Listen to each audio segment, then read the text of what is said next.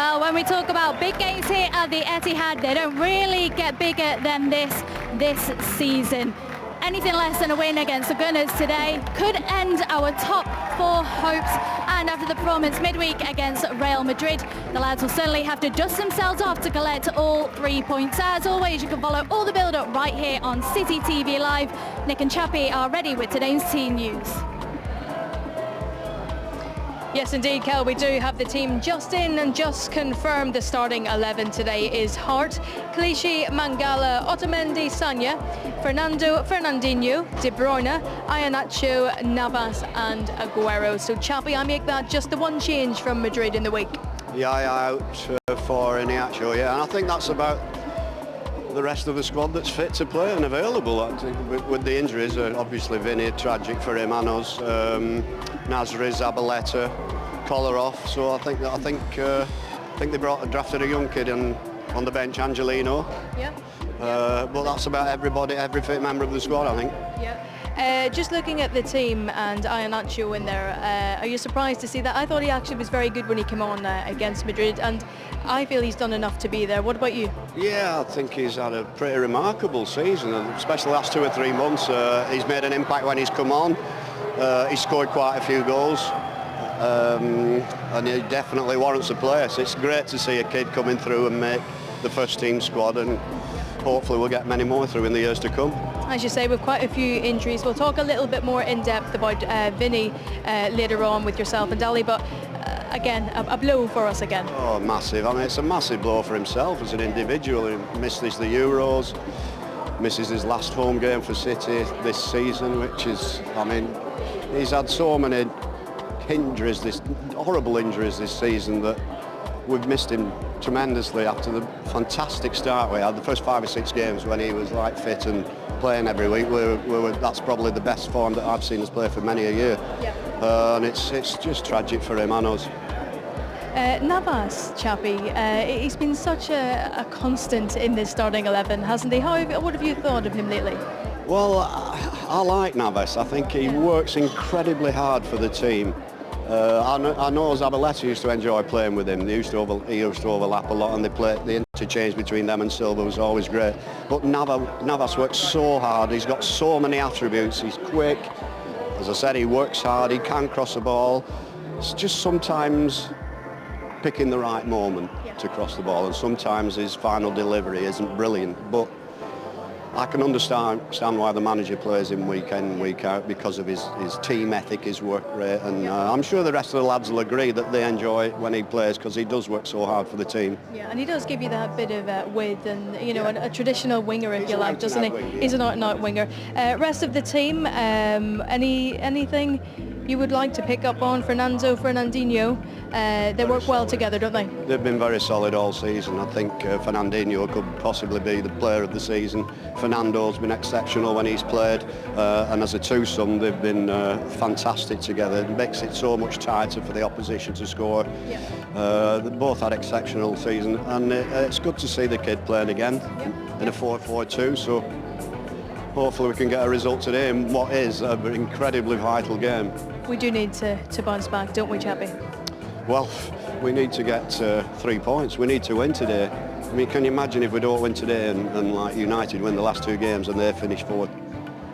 And they could win the cup final. Yeah, exactly. Okay, well, I'm now going to pass over to my colleague Natalie Pike, who's with Joe Hart.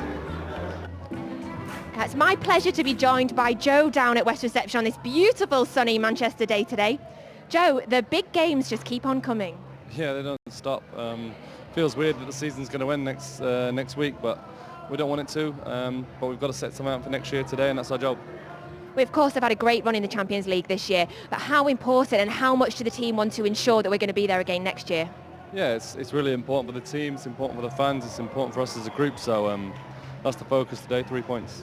And Arsenal, of course, are just as motivated for today as us. What sort of game are you expecting? Yeah, it's going to be a good game. I think us against Arsenal has proved to be a good game. Not quite sure how they're going to play. You know, they've produced some different tactics against us over the years, but you know, we're going to play to win, and so are they. So it'll be interesting. Okay, so the team news is out, so I'm taking you down into the depths of the journalist area here at the Etihad. If you follow me this way, then this first room I'm taking you to, this is where all the journos come first. to kind of chill out. There's some sofas, as you can see. And also in here, this is where the journalists get fed. Oh, it's Cheesy. Cheesy, how do you see it going today? City are going to win. I always think that, yeah. Bounce back, bounce back. Good to see you, Cheesy. Let's have a look. As you can see, we've got full range of cakes and a hot meal as well. Always a bit of a squeeze for these kind of games, especially Arsenal, because so many media want to be here for this game. What have we got? Got a couple of roasties on there, green beans. Our food here at City is generally considered among the best in the Premier League, so we always have a bit of a reputation to uphold every season. Over there you get your tea and coffees, your pick and mix, and if you just follow me around this way, we'll just do a little jog because it is packed. Excuse me, please. See what I mean? You never know who you're going to have to tell to move out of the way. And as you can see, this is where you pick up your programmes as well. Look who's on the cover. Uncle Kalechi, as we like to call this. Now let's go back out into the corridor here and into the press conference room, which I'm sure you've seen many times before. It's where Manuel comes and addresses the media after every game. This is where you get all of your cameras set up. I imagine there's going to be loads of them for today's game. And I'm going to have a quick word with Danny. Danny, how's it going? How are you? Yeah, good. How was the food today in there? It looks amazing. Well, I've just had a little bit of soup so far, so looking at what's in there, I'm going to tuck in definitely last game of the season and all. So. Well, no surprise there's so many media here today. Just how big is this game? It's huge, really, especially with United's result yesterday. That amplifies the importance as well. Arsenal have obviously got that cushion, a little bit more of the 3 points. So perhaps it's not quite as much as a must-win for them, but certainly for City, you think anything other than a win today, really drops them in deep trouble, I think. How do you see it going? Arsenal is a side that traditionally we do tend to struggle against. Yeah, I'm usually sort of, from a City perspective, fairly confident going into games regardless of who they're playing. Same before, there's a little bit of edginess around today. So I don't know, I think it's going to be a tight game. I don't think it's going to be a hugely open game with lots of goals. So maybe, the odd goal may do it. It's interesting, obviously, with Manuel's last game. What sort of atmosphere will be around the stadium, hopefully a good one. Maybe that can translate across to the players. Give them a good send-off, get the win, and set it up for next week. Well, welcome to pitch side. Myself and Chappie have been digesting the team lineups, and 2 changes for City today. The significant one, of course, the fact that Yaya Toure has been put on the bench and Kelechi Iheanacho has been given a start today. I think the other one we're obviously expecting Vincent Kompany out for some time, unfortunately, and Elakim Mangala taking his place in the back 4. Looks like the strongest possible 11. Does it seem to be so to you? Well, it looks like the only fit 11, I think, in the first team squad, obviously, apart from the subs. There's a few injuries with Zabaleta and company and Kolarov and Nasri, so that's about as strong as he can put out, I think. Interesting choice, Iheanacho ahead of Yaya Toure. How do you see that panning out? 2 up top, or will it still be 4-2-3-1? Either. I think the lad deserves his place. He's been a revelation since he came in. Very popular with the fans, and rightly so. He's got some vital goals. He's got great enthusiasm. He works hard for the team. He's a great foil for Aguero at whatever position he plays, and I think he deserves his chance. And of course, a lot of people, when these fixtures came out, were expecting this perhaps to be a title decider. Of course, it's not that, but it does seem to have great significance about it, doesn't it? Massive. I mean, can you imagine if we don't win today and United win in midweek, and then the final game of the season and they finish 4th and win the cup final? It's suicide time. Yeah, it's a massive, massive game, as big as Real Madrid. Vital for the Premier League. We've got to, 3 points, it would be fantastic. We can't afford to lose. And of course, the interesting thing is, Chappie, that if City win today, they go above Arsenal on goal difference, going into the last day of the season, knowing that a better result, or even it could even draw an Arsenal draw, but if they win against Swansea, they'll not only qualify for the Champions League, but they're in the group stages as well. Yeah, Arsenal have got Aston Villa the last game at home, so you can imagine that's 3 points really. And a lot will depend on how United do at West Ham in midweek, of course. That's another result we've got to keep our eye on very closely. But we've just got to concentrate on today and make sure we're up for this game and we get the 3 points. Well, Arsenal have gone for it today. I tell you, their lineup, by the way, Cech, Gabriel, Koscielny, Giroud, Ramsey, Sanchez, Monreal, Welbeck, Bellerin, Elneny and Iwobi. There's a lot of attacking players out there. Most interestingly, Welbeck and Giroud in the starting 11. That suggests to me, Chappie, that Arsenal want to come here and win, never mind not lose. Absolutely. Arsenal can cause us problems, as they've shown in the past. They're a very capable side. You only have to look at the bench and see who's on the bench as well. It's like they've got a great squad. It'd be some game, and looking at that, it looks like there could be a few goals. And one thing that I think we can safely say, they're not going to be parking the bus, are they? So it's going to be an open game. Very much so. It's looking like it could be a real end-to-end game and really interesting. Nervous, I suppose, for everybody involved, but let's hope we can get a couple of early goals and settle ourselves down and then just control the game from then on. OK, thoughts there of Chappie. We're getting plenty more from myself and Chappie as the build-up comes. But let's go and have a look at one of the magnificent suites that you can enjoy here at the Etihad Stadium. Nicola can give us a guided tour of the Legend Suite. Well, last week we showed you around our Mancunian suite. This week we're going to take you inside Legends here in the South Stand. Our footballing legends are of course a massive part of our club, and this suite is a little bit of a tribute to them. So we're going to head inside where Amanda will tell us a little bit more.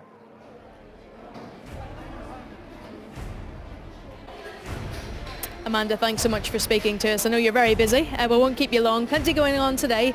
Getting ready to set up 3 hours before kick-off, including for a birthday boy, I think. We have lots of birthdays. It is lovely in here. Set up at the moment is we expect an incredible service. We don't have a dirty chair. We make sure that everything is, these people are paying big money to come to the club that they love, and we expect them to get the best service. So no excuses. That's what they're doing at the moment, the no excuses shift. I can see that they're very much on the ball, yeah. Just tell us a bit about the suite. How many does it hold? What kind of food's on offer, drinks on offer? The room holds about 500. We've maxed, I think, to about 495, I think we have at the moment. We haven't just got to that 500, but it runs the same way whether we've got 200 in the room or near 500 in the room. It runs very, very smoothly. They're a great team. We have a buffet service. Basically what we do is they have a soup station they can go to. We have a selection of starters that they go up and get their starters from, and then we have a main course. They go and take their plate, and then the meats are sliced beautifully in front of them and all their extras to go with it. What we do then is they bring the food to their tables and we clear it away from them. It's a full waitress service, so every drink, everything else, once they've sat down in these seats and got their food, we accommodate everything from them, from drinks, we do complimentary teas, coffees and hot chocolates.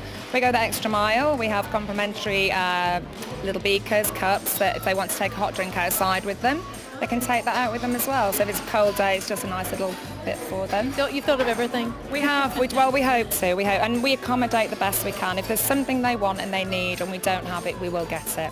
We've other rooms. There is no such word as no in here. That's the way we like to look at it.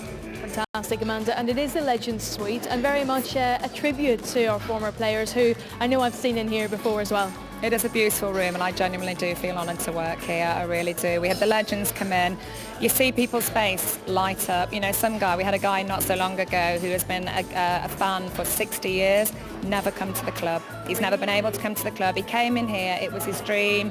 The players, they're given tables to go to, but they don't. They go to every table, as much as sometimes they're on the minutes. It's such a lovely, lovely room, filled with love. Everyone's got this loving feel, which is exactly what they employed us for. And it's a pleasure to work in it, like I say. And if you want to work somewhere and you feel that love and that pleasure, then it brings it out. They're all like our children, so it's lovely. I've got a lot of children. Yeah, you've plenty looking around the room. Thank you so much, Amanda. We'll let you get back to it. Thank you. It's been a pleasure. Thank you. Thank you very much. Thank you. Perfect.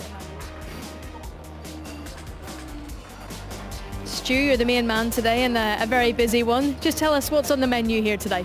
Well, today we have a roast rib of King Arthur's beef. We have a roast pork shoulder, tarragon glazed carrots.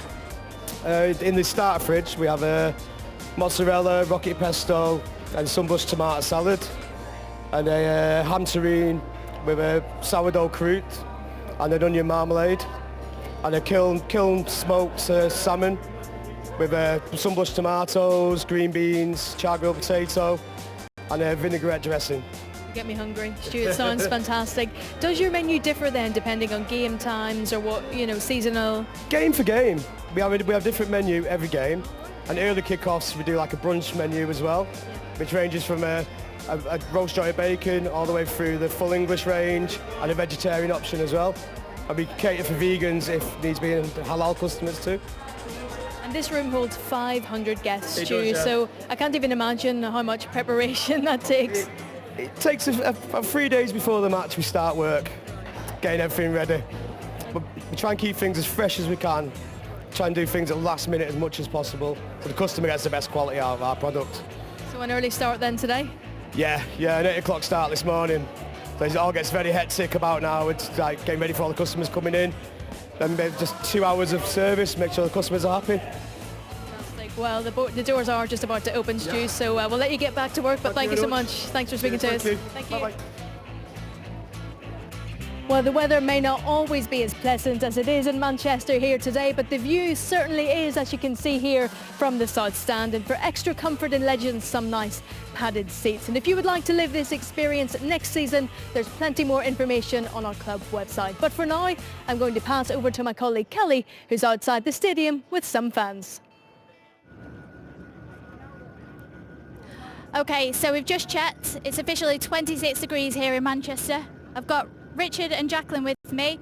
For people that haven't been to Manchester before, this never happens, does it? No, very, very unusual, yeah. What an amazing day to have for this such a big game. It is indeed, yeah. Lovely weather, can't beat it. Of course, we know, as well as it being a crucial game in the Premier League, it's also Manuel Pellegrini's last home game as well. What are your memories of him, the favourite games that he's been in charge of? Wow, probably the 2014 Premiership win. Been a lot of good moments, haven't there? Yeah, there has been. It's difficult really to sort of like pick out one or two. I've always admired him. I love the way he's been in front of the cameras. It's very dignified, very respectful. Yeah, very good. And for yourself, Jacqueline? Probably the QPR game, and especially when they tossed him up in the air after the cup had been presented. Superb the way he actually joined in. As I say, it's this charming man. It's very true. Well, I was going to say, obviously, we know him as this charming man. I've already seen a couple of banners as well being taken into the ground. He'll be remembered fondly here, won't he? I missed that, sorry. We do apologise if you just heard any swearing then. Sorry, I didn't quite hear what you said at the end then. I was just saying there's so many This Charming Man banners being brought into the stadium. He's going to be remembered fondly here, isn't he? Oh, very much. Well, I think so. I know he's had his critics, but I think overall it's helped us to move forward. Yeah. I do, yeah. And what are you expecting today, Jacqueline? We'll win. We've got to win. There's no two ways about it.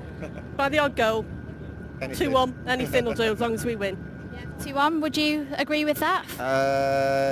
Yeah, hope so. Yeah, 93rd minute will do me as well. Okay. Well, guys, I'm going to let you go get an ice cream, maybe something cool to drink, because it is so hot out here.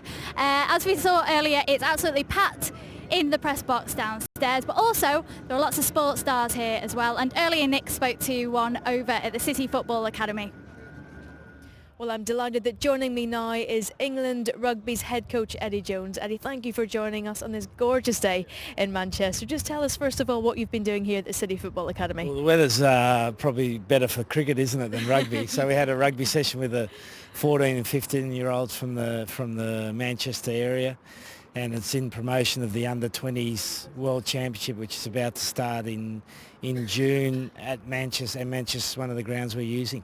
I'm sure the young lads were delighted when they saw you show up today, Eddie. Yeah, no. The kids have been very enthusiastic. It's a great experience for them, and obviously those kids are hoping in 4 or 5 years' time to play in a tournament such as the World Championship. As you say, we will be hosting the World Rugby Under-20 Championship here in Manchester, a great occasion for Manchester and for ourselves as a football club as well.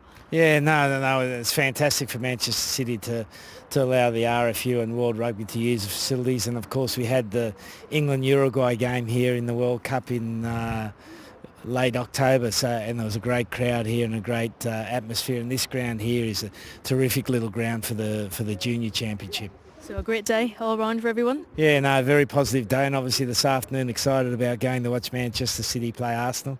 Big game, so I'm looking forward to it. What are your thoughts on the game? Obviously it's key for us, key for Arsenal, trying to cement top 4 positions. What are your thoughts going into today's game? Well, I actually visited Arsenal this week and watched their training and had lunch with the manager. Who let you in here? How are you allowed? So I'm going to watch the game very closely this afternoon. And what was Arsenal saying about the game today? I can't give too much away. But I'm sure it's going to be a great game. There's a lot riding on it. And I'm looking forward to watching some of the best soccer players in the world play. We saw Leicester lift the title yesterday, so an interesting Premier League season. Incredible, isn't it? You know, you look at that team with the players they've got and their ability to win it from absolutely nowhere. You know, saying that 12 months ago they were battling to get out of relegation. It just shows you what you can do if you work hard, create a good team environment, have the right mix of players, and they've done that at Leicester City. So, and you know, it's great for sport, it's great for Premier League. I'm sure it's given everyone an opportunity now to say, well, we can win this, you know. Yeah. We don't have to just worry about keeping out of the relegation zone. Yeah. So you clearly do follow the Premier League then, is that an interest? Yeah, no, I love it. Look, you've got to be interested in it in England, but I really love it's such a tough top competition. You know, you look at the squads, they've got squads of 25 players, and the guys who don't play are international players. It goes to show the quality of the teams. Yeah, and is there anything you pick up when you watch football in terms of rugby, or do you talk to any managers? Well, you talked to Arsene, didn't you, do you share any kind of thoughts or? Yeah, no, definitely. I've been to Crystal Palace as well, and I've been to Chelsea over the last 3 weeks. And it's just an opportunity more to talk about man management rather than the actual tactics of the game. Because obviously our game's different from football, but the way you manage players, the way you get the most out of players is something that's very similar in both sports. Fantastic. So is this your first time at City? First time at City, yeah, and I'm looking forward to it. So you're going to be a Blue after this, is that right? Well, you never know. I've met your manager who's coming next year. I went to Bayern Munich last year and had a good chat to him, watched his training session. Okay. He's obviously a very impressive guy, so I'm sure he's going to make a hell of a difference here at City. Fantastic, Eddie. Thank you so much. We really appreciate you talking to us today. Thank you. Well, on this beautiful sunny day, let's pass over to City Square and see what's happening there. Thank you very much indeed. Peter Barnes just put his shades away. Put them back on, Pete. It's not warm enough. Are you crazy? I was going to introduce them as Blues Brothers. It was going to be very clever, but it doesn't work if you're not wearing them. You ruined it for everybody. Put them back on. Come on. And then I'll get you singing some blues. That'll be nice. Don't they look fancy? Tommy's undone his top button. He's taken that off as well. Yeah. You're ready for the summer, aren't you, Tom? That's right, yeah. Yes. As soon as the season finishes, I'll be away somewhere nice. For 3 months, probably, and you come back mid-August next season, won't you? Yeah. I mean, I took the wife for a week and I stay there for 3 months. Yeah. Those of you who know Tommy will know that he is not joking. Peter, talk to me about this game today, because it does really boil down to 4th against 3rd today and 3rd for City if they win, but a top 4 almost guaranteed, and that is crucial, isn't it? With everything that's happened this year and with everything that's going to happen next year, getting the Champions League is really important, because everybody here has enjoyed the run to the semi-finals. They want more of it. Absolutely, you did right, and today is a very, very important game. It's a must-win. I feel it's a must-win. It's the least we can do. You don't want to go into Swansea and relying on a win last game of the season. It's what we do at home, and it's a really important game today. We get about it and get the 3 points this afternoon. Yeah, a lot of people will be watching West Ham against Manchester United in midweek, which of course is their game in hand. They both can't win, so that helps City in just a small regard ahead of what happens at Swansea next week. But just finally, Tommy, before you let you go back to your sunbed, this game involves an Arsenal team who, for exactly the same reasons we've just been talking about, are also very motivated. Yeah, but the best thing about it is in our own hands, and to be honest with you, truthfully, we've got to go and win the last 2 games, and no one can touch us with winning the Champions League, which we do. We do need. This club needs it, and it's a big game today for us. You don't want City players, this guy, to have 3 months somewhere sunny in a grump, because I can tell you he's bad for 10 minutes in a grump. So we don't want you 3 months in a grump. Peter, Tommy, enjoy your day.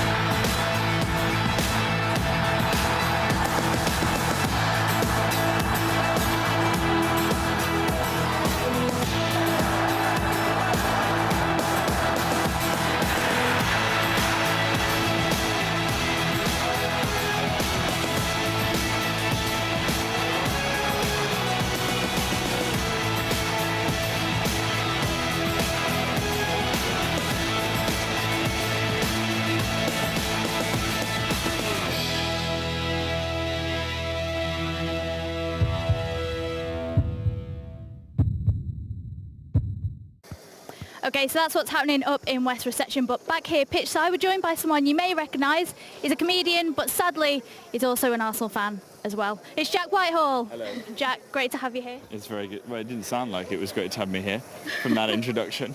And you got hit by the sprinklers as well. I know, I nearly warm was in a welcome. kind of wet t-shirt situation. Yeah, I'm here today to watch my team, Arsenal, play Manchester, well, you know the game, and to do a challenge for a league of their own, commentating on the game.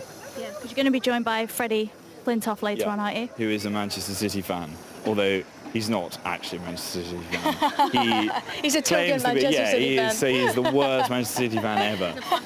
Yeah, he came to the last game when we were doing a challenge and left at half-time.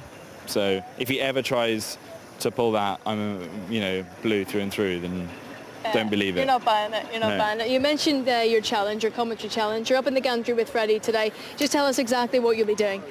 I am going to be commentating on the game. Martin Tyler has given us some expert tips on how to commentate, and then Jamie Redknapp, who's not here, will be judging who the best commentator was. So you should be all right then. Can we tune in? Can we listen to you? He's never commentated in his life.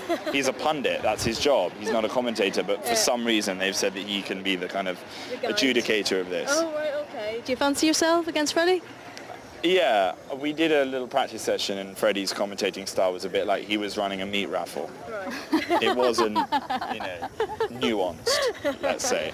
So you think you stand a good chance? Yeah, I think I'll be okay. Excellent. I know that you guys have all been out in America, haven't you, visiting James Corden, who's of course massive now on YouTube with his carpool karaoke. Yeah. Was it good to meet up with him again? Yeah, no, it was great to see him, and we did a show which comes out on Tuesday, I think. The League of Their Own USA road trip. So yeah, that was really fun. A bit like going on a stag do, to be honest. Can you believe how much it's blown up? I mean, Justin Bieber, Gwen Stefani, George Clooney. Yeah, no, amazing. They got such a good team around them, and their producer Ben Winston, he's great, and they're very good. Yeah. Let's talk a little bit about your team, Arsenal. How would you sum up this season? Success or failure? Yeah, not great, but kind of much of the same. It's very hard to feel anything other than sort of growing disinterest in them. I mean, I'm here, and I'm an Arsenal fan, You're but giving it a good go. I just don't, sort of done now. I've checked out this season. I'm on the beach, as they say. I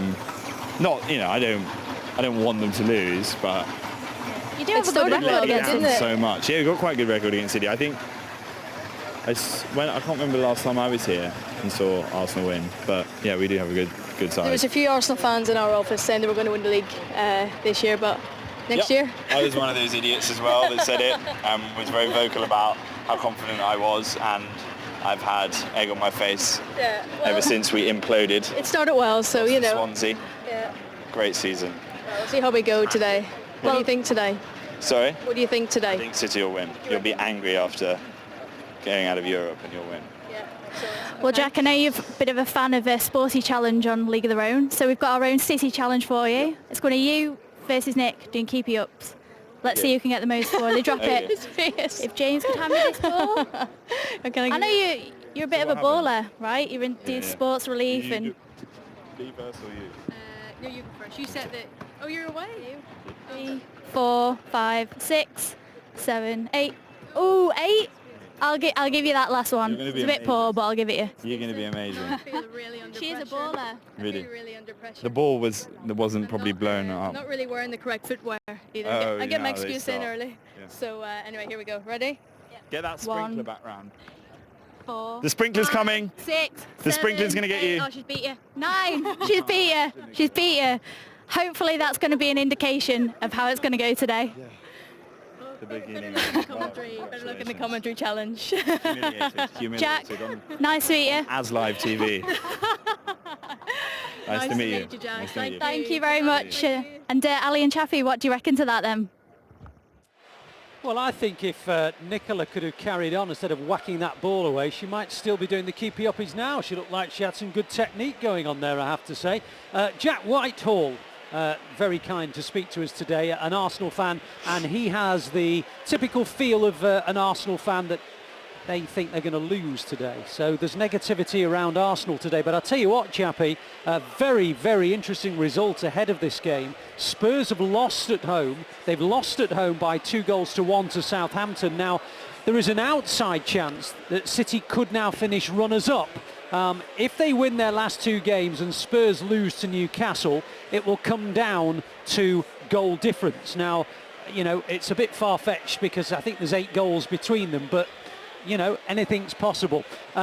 Also, Arsenal, who don't like to finish below Spurs, and indeed they haven't done in 20 years, now have the incentive to not only knock City out of the running, but to get runners-up and be top dogs in North London. So all of a sudden, this game's even greater in terms of significance. There's a great significance on this game for both teams. Yeah. Not that there wouldn't be anyway, but now you've just pointed out those interesting things. It's they'll want to win this as much as we do, for sure. Absolutely. I mean, just to put this into perspective, if we go to the league table right now, we've got City on 64 points plus 30, Arsenal 67 points plus 25, and Spurs 70 points plus 38. That's what I mean, an 8-goal swing in Spurs' favour. But City, say, win by 4 here and 4 at Swansea, or obviously less if Spurs lose at Newcastle. You never know. But merely for an Arsenal perspective, if they win today and get a better result on the last day of the season, they're at home to Aston Villa, remember? They are indeed. Seconds on for them. So, I mean, Arsene Wenger only has to point to the league table to give his side even greater incentive, doesn't he? I would think it would probably be used in a bit of a team talk before the game today, just to add a bit more importance to today's proceedings. I mean, it's very important for both teams. But anyway, never mind Arsenal, it's vital for us that we get the 3 points today. It is. Just to reiterate, 2 changes for City. Mangala and Iheanacho are in. Company, of course, injured and sadly out of the Euros for Belgium as well. And Toure on the bench. Arsenal, well, they've got Ozil injured and Mertesacker injured. They're both out. Welbeck and Gabriel come in for Arsenal. But one thing, there's sort of a subplot within all of this, is that Sergio Aguero, despite having missed several games injured this season, could still be the Premier League's top goal scorer. He's got 23 goals. Jamie Vardy missed a penalty yesterday. He's on 24. Harry Kane didn't score again for Spurs. He's on 25. So I know it's only a small subplot, but as an individual, how much does Sergio Aguero want to become desperate the Premier for League? it? Yeah? Desperate for it. Really? Yeah, that's why he wants to play in every game, whether, like, say you've got a Capital One Cup game or FA Cup game or a Premier League game that precedes a vital semi-final, he would still want to play in every game.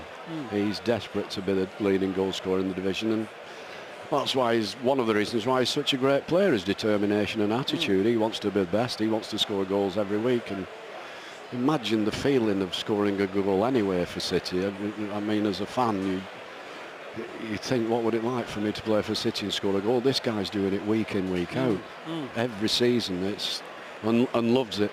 I'll just give you one quick stat that they absolutely love about Sergio Aguero. He's got 23 goals, and he's actually scored them every 95 minutes. Vardy every 127 minutes, Harry Kane every 128 minutes. They played something like 1,000 more minutes each, Vardy and Kane, because they've barely been injured, and yet Sergio is right on their heels, and he missed a penalty or 2 as well this campaign. He'd be well in front if he was fit all season, wouldn't he? His ratio per playing is absolutely unbelievable. Fantastic. Absolutely phenomenal, that is for sure. OK, well, as you know, Manchester City, and indeed I'm sure you're watching from all around the world at the moment, have supporters from all 4 corners of the globe, and many of them have travelled to Manchester City games over the last few years. There's a collection of them who've come specifically today, guests of the club, and we're going to meet them now. Yes, indeed. Well, we have fans from all over the globe here today for what is a massive game at the Etihad Stadium. Welcome to you all. We'll just start with yourself, Riza. Just introduce yourself and tell us where you're from. Right, my name is Riza. I'm from Jakarta, Indonesia. My name is Chusok from South Korea. And guys, what about yourselves? Lito from South Africa. Aditya from India. Wow. How great is it to be here at the Etihad, to be here today for such a huge game as well? It's a great honor and privilege for us to be here, especially pitch side. We feel very fulfilled to be finally be here at home, City home ground. You've all travelled so far, and I know that you've got to have a little look around the stadium. What do you think of it? Yeah, it's a great feeling, like the final game, home game here, right? And when you see that fans outside just going crazy, and it affects you as well. Even though you're from India and probably far away from Manchester, you get the same feeling. Now you're at the place where you dreamed to be at, so it's an amazing feeling. It's still sinking in. Probably when the chants start, that's when we will be jumping in the air as well, so yeah. Fantastic. And just tell us a little bit about how did you become a City fan? Well, actually I started to love City because of the Oasis. So I knew the band, and I started to, and because of I like football as well, so I fell in love with Manchester City. So I think we've heard quite a few people say that Oasis have got them into City, so that's good to know. What about yourself, Jacob? For me, in Korea, so not much. There's not much City fans before, but they're grown these days. So I love football. So and I love to watch the Premier League's game, but I like this blue color. And then 10 years ago, I loved some players with coming with Mansour. So the time I like to watch the games, and I'm falling in love with the city. Fantastic. So you're spreading the good word, the good blue word out there in South Korea. 하늘색, 하늘색, Manchester City. So we've had Oasis and we've had the sky blue colour. Why did you fall in love with City? I just fall in love with the club because of the fans. They've always been loyal to the club. Even in difficult times, they were always there for the club. And the kind of football, the attractive football that they were playing, that's why I fell in love with the City. And what about yourself? I imagine it must be difficult to be a City fan with the games on at different times. And yeah, generally it's in the evening for us, so that's fine. Like we probably can simultaneously have a beer as well, so that's a good thing. But again, for me, City, my love of City started with a slick Balotelli pass, Aguero's diagonal run, and then a sharp finish, and after that his shirtless running, and we were all jumping all over the world. So that simultaneous movement was where our love for City just ballooned, went crazy over there. Yeah, so. Okay, well we're going to have to leave it there, guys, but after 3, can I get a big come on City from you? 1, 2, 3. Come on, City! Come on, City! Come on, City! Come on, City! Come on, City! Well, you heard it there first. Hopefully the performance today will match the energy of these guys here. Now, though, we're going to see our highlights from this season on CityTV Live.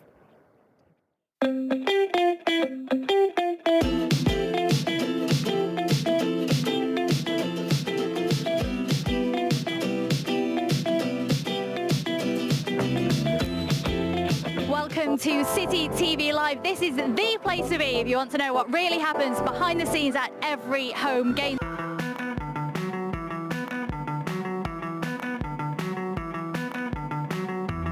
It's a big test, and it's exciting with the new stand being unveiled today, so it's a good start to the season for us. It's an hard fight. I'm boxing a tough American. He's only been beat once on a split decision. I am delighted to be joined in West reception by NFL star Oakland Raiders NFL fame, Menelik Watson. Menelik, we met in New York a few years ago. It's lovely to see you again. How are you doing? I'm doing fantastic, yeah. It was about 3 years ago now, wasn't it? Yeah.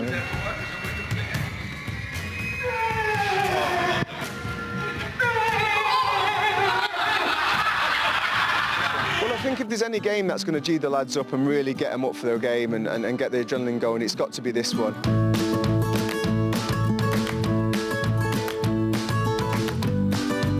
Patrick, good luck. Thank you. And we'll miss you here, but we will see you, so that makes it a little easier. I will miss you too as well. I will miss you too. Thank you so much, Patrick. And of course, everybody at the club wishes Patrick all the best for his new challenge. Hopefully 3 points today. I'll probably go for 5-1.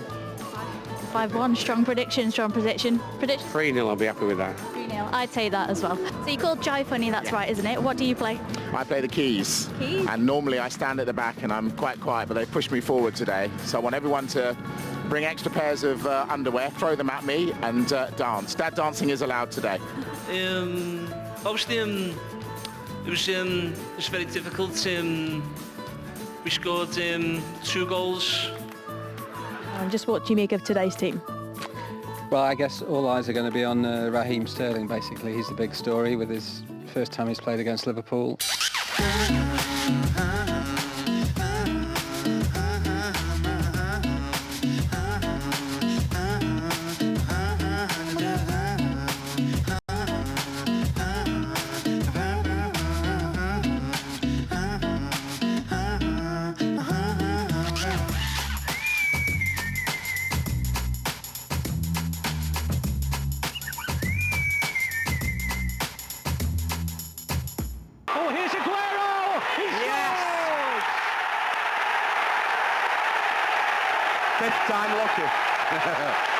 Thinking City have a corner and they've won because it's 2-0 and Vincent Kompany has scored. He's in again. For a hat-trick. He's in again.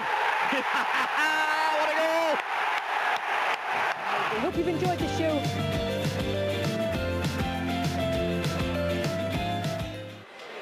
Yeah, just some of the highlights of what I hope has been enjoyable coverage for you this season. It's certainly been enjoyable for myself and Chappie. And just for the record, Chappie is not wearing that mask that he wore a few months ago. He's taken it off. I think you have. Yeah, you have. Let's go back to this game. Let's go back to today, the last home game of the season. It's bizarre the number of times City have lost at home this season. Quite incredible, isn't it? Any reason? Who knows? Very rare, isn't it? It's usually a fortress, isn't it? But I think that's probably the way the season's gone. We started like you would never looked as though we'd get beat. No. Never. No. It was the best start we've had ever since I've been at the club, since '92 by miles. And then we get a couple of injuries. Vinny, of course, has been a big loss for the majority of the season. Then we've had David Silva out, we've had Aguero out for long periods, and so I think injuries to key players haven't helped. But I don't know. West Ham, losing against West Ham, we had 384,000 chances and lost the game. I mean, it happens sometimes. That's football. That's why it's it can be very bizarre and odd and unpredictable. I think there's a feeling among a lot of supporters that we've been speaking to that because of the disappointment of Wednesday, that a reaction is expected today, that there'll be almost get the disappointment out of the system by putting on a display today. Do you feel that? Who knows? I hope so. I hope that that's the feeling in the camp and that's being built up in the dressing room before they actually come out and play, because this is a massive game. This is a must-win game. The thought of Manchester City not being in the Champions League is incredible, isn't it? Inconceivable. Well, it'd be pretty disappointing, wouldn't it?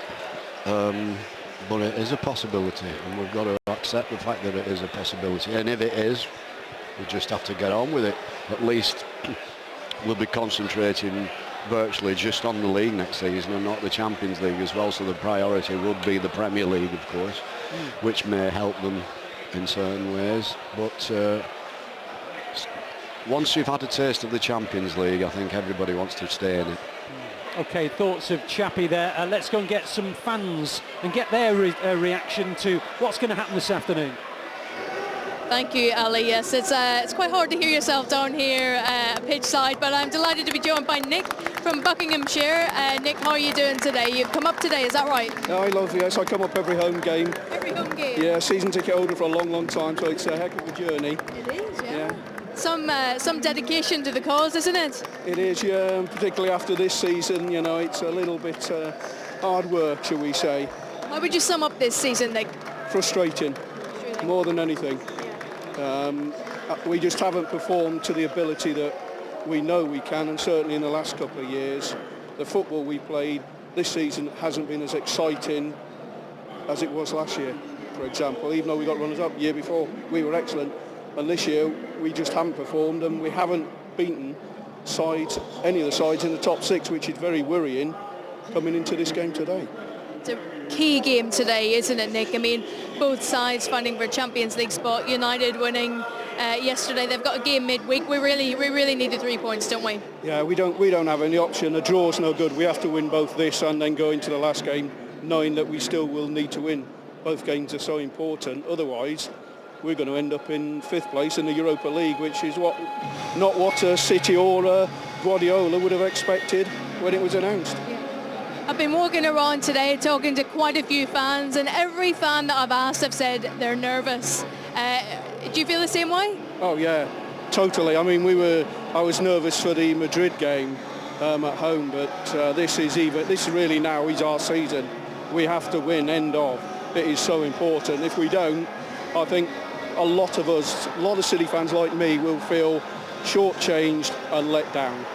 Kelechi Iheanacho in the starting 11 today. Nick, are you happy to see him involved from the start? Yeah, I think so. It's almost as though whether he's going to play a 4-4-2 or a 4-2-1-1, but we needed that because on Wednesday night against Madrid, Aguero got no service whatsoever, and it showed that we were almost afraid of Real Madrid and what they stand for.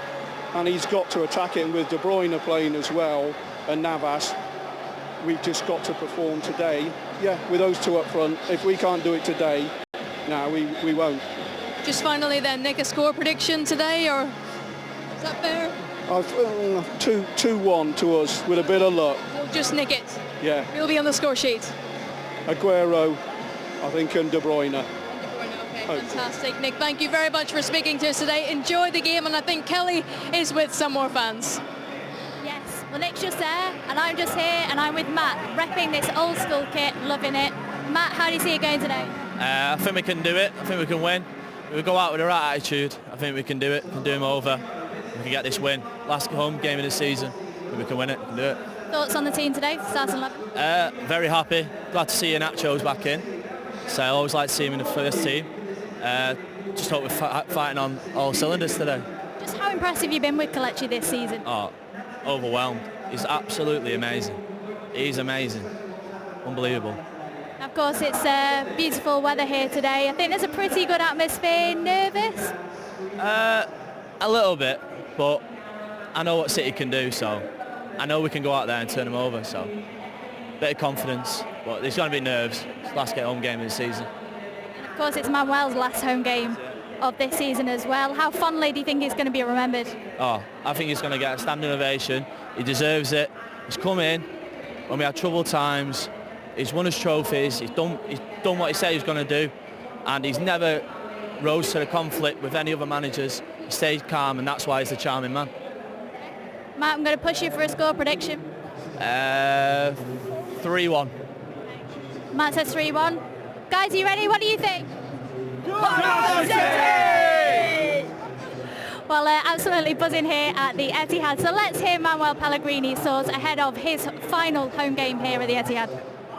I think that this squad deserves a lot of praises about a lot of things. In the last years here, I repeat, we won 3 titles. We have a different moment with a lot of injuries, and we were always involved in here, at least in the 4 competition till the end, except last year we played the 2 cups very, very bad, but we finished in the first runner-up on the table. I think that they deserve a lot of praises. I don't know what will happen in the future with the squad, but I am very proud of the squad that I managed these 3 years. You always feel that you can do it better. Of course, you can do it better, especially for me. There's a lot of reason I repeat this. I not like to talk too much about that because I'm involved in the same issue. But I think that disappointed not to win the Premier League this year because we were till February in our best moment to do it. We have against the 2 teams that we had to play for fighting for the title was the game we are here at home, where we were very strong before that game. So, well, that's a lot of things. Maybe it's the next target of the club to win champion and to win the title, the Premier title, both together. Manuel, what's your personal emotion heading into this game, your final one at the Etihad Stadium? Well, it's, of course, a special game, a very special game, because we're finished here at home 3 years, very intensive years. I think the three of them, as must be in every big team, so I'm not complaining nothing about that. Where I always receive all the support of the fans, where I have managed 3 different squads in 3 seasons, very happy with all of them. I think that the commitment of the players, I repeat, we always have, all of you and me also, the feeling that we always can do it more. But I repeat, we never were a disaster in the season. The first one, we won 2 titles. We played for first time the round of 16 of champion. We played at the quarter-final of FA Cup. The second was not so good, but we arrived again to the round of 16 of champion, and we are runner-up in the Premier League. For me, it was the worst season. And this one, that I suppose that we finish in the 3rd position, and will be a good season. Not extraordinary season, but a good season. For me, the important thing is try to win the game against Arsenal. That allowed us to be in the 3rd position of this year. To play well, that for me is also very, very important. I repeat, maybe with the shot of Kun in the last minutes against Real Madrid was very near to be a goal. If we score a goal, I would be very happy to play the final. But my feelings about the team were exactly the same. We didn't play well, and I don't like to play in that way. Of course, to qualify is the most important thing.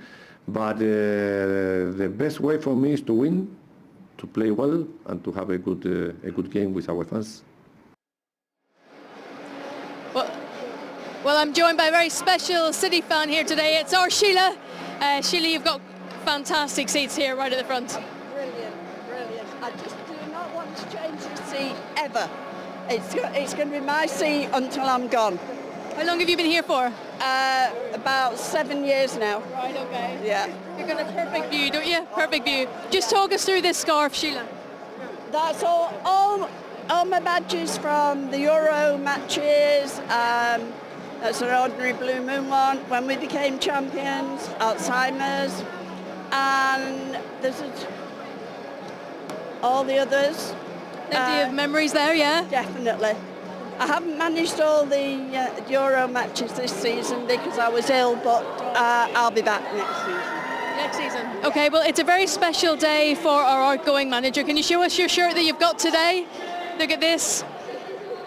A tribute, a really, really nice tribute to Manuel. 2 years now. I have had this shirt for 2 years. For 2 years? But it's usually covered up by my body warmer. Right.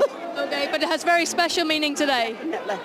I really don't want to see him go, but that's the way the club want it. That's it. But if Zabaleta goes, I will cry. Oh, well, so will I. So I'll be gone as well. So just tell us, how do you think Manuel will be remembered by the fans and by the club? He'll be remembered for all the trophies we've won since he took over, because he's been the most successful manager since Joe Mercer. Yep.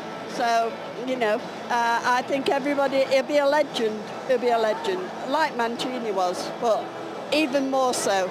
Yeah. Fantastic. The charming man. The lovely man. The charming man indeed, thank you. I think Moonbeam has just pulled up here beside Kelly, so... How am I supposed to compete with this kind of talent on the show? Graham, well, first of all, where's your Pellegrini shirt? Well, I've got a Man City shirt on, but not a Pellegrini one. He's done an awesome job, but sometimes his tactics are questioned, but what can you say? You'll probably end up with a job somewhere else. Maybe Everton, who knows? How do you see it going today? Well, I used to be confident, but I'm not now. I want a 2-0 win for City. 2-0 win. It's tough, isn't it? Playing Arsenal, they seem to be a bit of a bogey team for us. Well, they don't seem to want to be playing at all. They didn't play Wednesday. They didn't turn up. I'm hopeful they'll turn up today. Would a win today be a good end to the season for you? Not really. I want him to beat Swansea next week as well. All right. Thank you very much. Let's go back to Ali and Chappie. Team just a few minutes away now. Well, the players in the tunnel, there was a lot of players who knew each other very well indeed. You probably maybe glimpsed at one or two of the pictures. And of course, within the the Manchester City ranks, a couple of former Arsenal players, of course, in Sanya and Clichy. One other former Arsenal player, Samir Nasri, not in the 18 today, not still at full fitness after a recent injury problem. It is Manuel Pellegrini's last match in charge of Manchester City here at the Etihad. Alongside me is Chappie as ever. And how do you think we will reflect upon the Manuel Pellegrini era on the assumption that they do indeed qualify for the Champions League this campaign?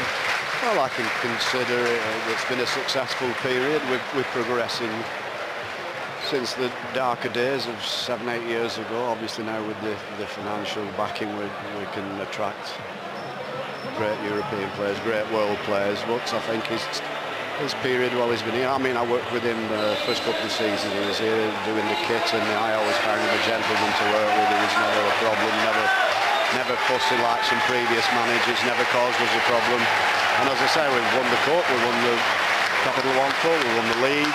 We've got to the semi-final of the Champions League, first time in our history, so he could consider himself, he's been pretty successful.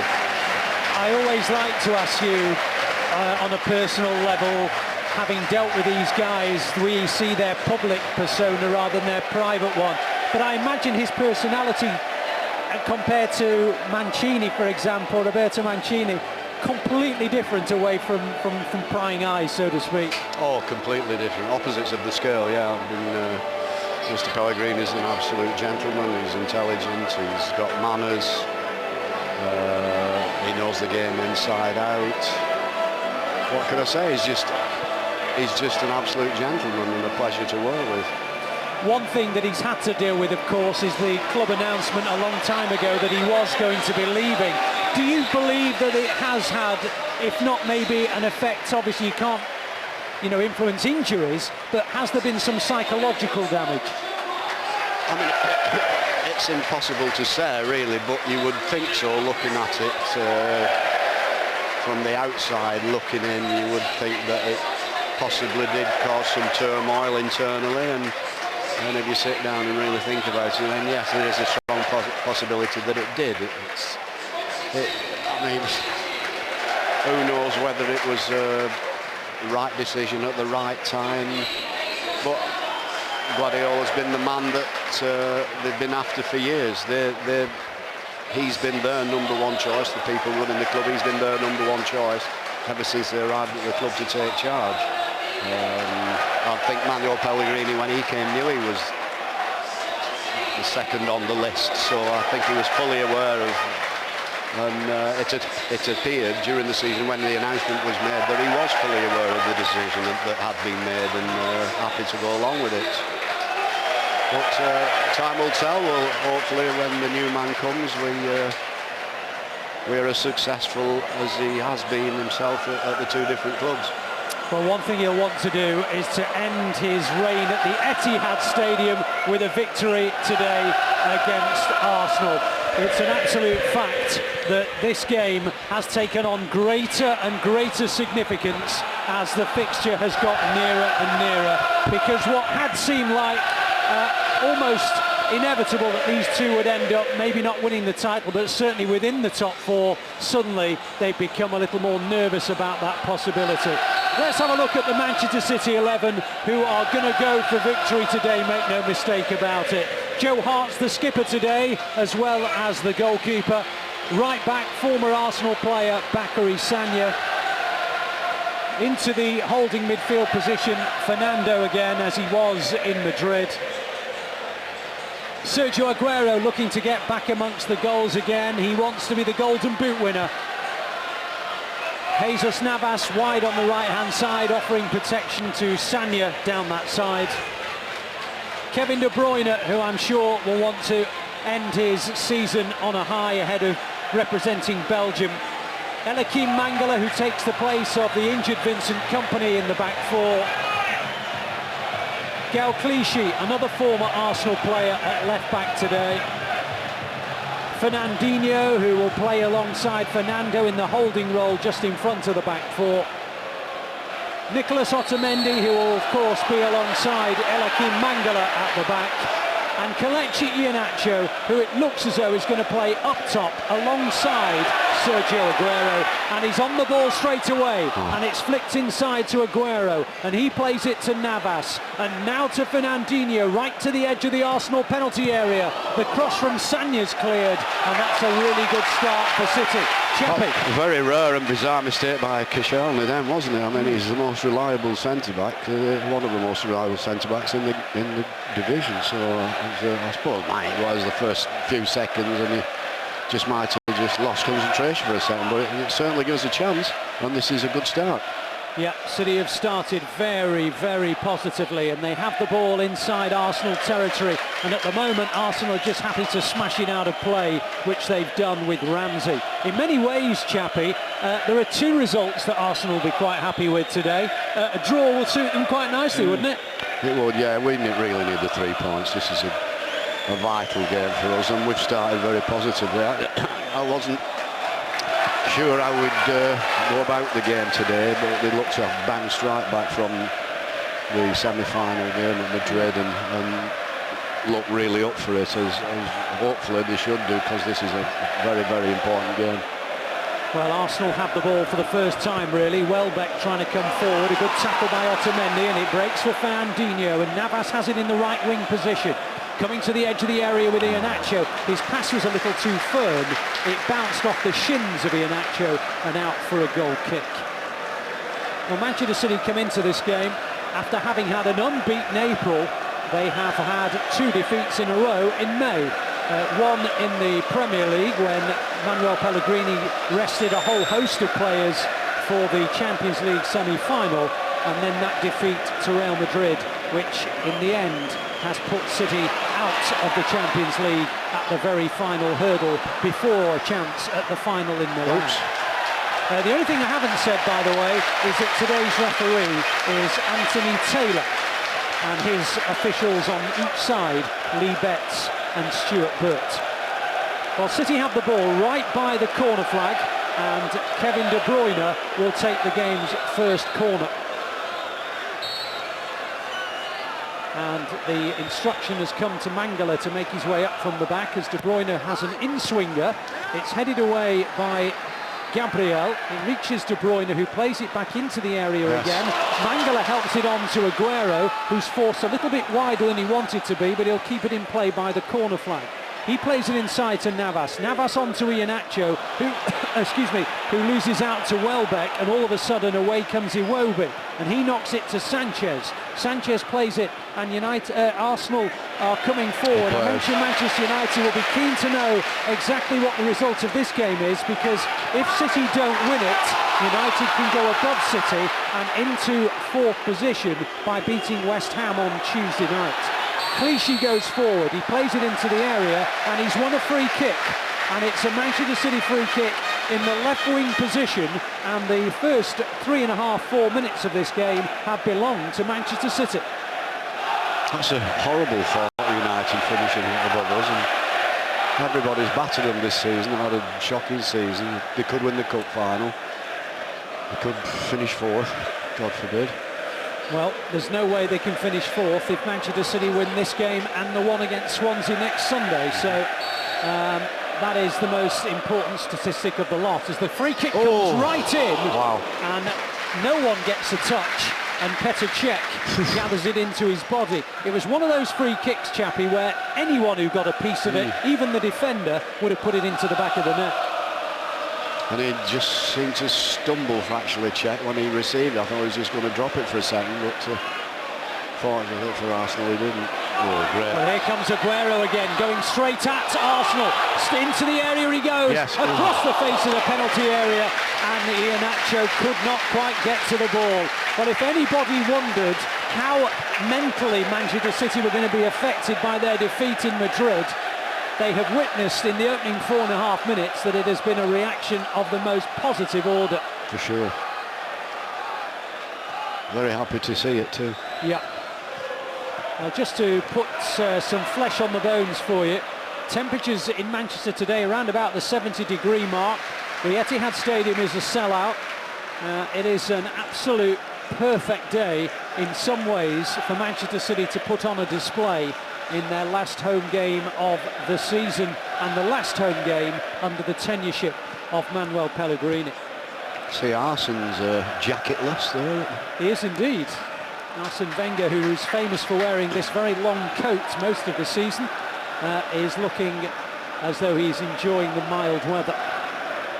Not used to it, we see in Manchester from London either. And at the moment, City are camped in Arsenal territory. Arsenal trying to get it out of harm's way with Sanchez, who plays it in field to Ramsey. Ramsey turns backwards, and Koscielny tries to play it forward to the darting left full-back Monreal, who literally just hits it into no man's land, and in the end Joe Hart will bash it upfield up towards Iheanacho. He wins it in front of El Neni and guides it into the path of Sanya. And now with Navas, and City really are starting here with genuine intent to put Arsenal to bed very quickly. Here they come again. Fernandinho loses out to El Neni. Monreal thumps it away, only as far as Navas. Navas gets beyond Monreal. Still with Navas in the right wing position. Plays a lovely ball to the edge of the area to Fernando. Now with Sanya. Sanya out to Fernandinho. City all over Arsenal. Fernandinho again. Good play from Arsenal defensively, but again Navas has it, and it's another corner. Good start. Wonderful start for Manchester City. Well, I've been worried all week about this game, and what kind of attitude or performance are they going to show after losing in Madrid. But I think they've obviously realised the importance of it and started really bright. Well, it's worked to the edge of the area. Navas guides it in, headed away by Gabriel, only as far as De Bruyne, who can't quite reach it, and now Navas has it. Navas guides it into the area. Otamendi looks for it. Mangala hurls himself at it, and Monreal clears it, and City have a throw right by the edge of the penalty area. Taken quickly by Sanya. Arsenal, really, all they can do is try to repel City at the moment. City all over them. Here's Fernandinho. On it goes towards Kevin De Bruyne. Again, City win it back with Fernandinho. Now with Navas on the right wing position. Yes. On it goes towards Fernandinho. Into the path of Aguero. Aguero! What a goal! What a finish! What a start for Manchester City! What a finish that was! Swiveled in the box and found the perfect spot to slot the ball in. How many strikers could do that? What a finish. What a move, what a finish. Tell you what, sometimes, Chappie, starts like this don't yield a goal, and you reflect on how dominant a team has been, but they have their goal. Yeah. The golden boot, man. Absolutely. What a finish that was. Wonderful strike. Goal number 29 of the season. Goal number 24 in the Premier League. Sergio Aguero with a left foot shot on the swivel. Past one of the best goalkeepers in the world, Petr Cech. And Manchester City, inside 8 minutes, are on their way. Fantastic. I don't think they've got in our half yet, have they? No, they haven't. Arsenal, literally, all they've managed to do is repel City attacks. And City are now in front. What they can't do, Chappie, is stop this tempo. The tempo Arsenal can't cope with. Unless they get 3 or 4 up, then they can just keep possession, but they've got to keep this tempo. It's a fantastic start. It is. And at last they've got some just rewards from all their efforts, which hasn't happened every game this season. No. Well, especially at home. Oh my goodness me! Oh, that was bizarre. A ball came in, Clichy with a cushioned header, and it was beyond the reach of Joe Hart, and it just clipped the outside of the post and went for a corner. Thank goodness. Goodness me, there was no danger. Clichy tried one of those little cushioned headers back to the goalkeeper. He got his angles all wrong. Hart couldn't reach it. The post came to City's aid. Corner Arsenal, and the level. No. They've scored from the corner. Can you believe it? A corner comes over, the marking is poor, and Arsenal score from their first attempt, and it is Giroud with a header, and all City's excellent work undone in the blink of an eye. That's his first goal for about 7 years and all, isn't it? Well, he's got one in about 20 this season, and he's now got one when City just started so brilliantly. Free. The marking was really poor in the area, and it is 1-1 inside 10 minutes, and all City's incredible work undone. One misjudgment from a cross, another piece of poor marking, and Giroud, who hasn't been scoring goals, and now Aguero, and it's off! A brilliant block, Kevin De Bruyne all the way through, and it's, well... You can't believe it's 1-1, You can't believe what you're watching here. It could be 2-1 there. Battered him, and then one set play. That's the only time they've been in our half. Yeah, it is. Here's Aguero again. Who's on fire. He really is, and now Fernandinho on the edge of the area. Navas, and now Sanya. Sanya now to the right wing position. Gets it over to the far side. Back in by De Bruyne, thumped away by El Neni. Well, we were saying, Chappie, there was no way this game was going to end 0-0. Well, we've got 2 goals in 10 minutes. There's a few more, I think, yet. Goodness me. Let's hope it's for us. What a great start. It's been a brilliant start. Unbelievably unfortunate to be on level terms.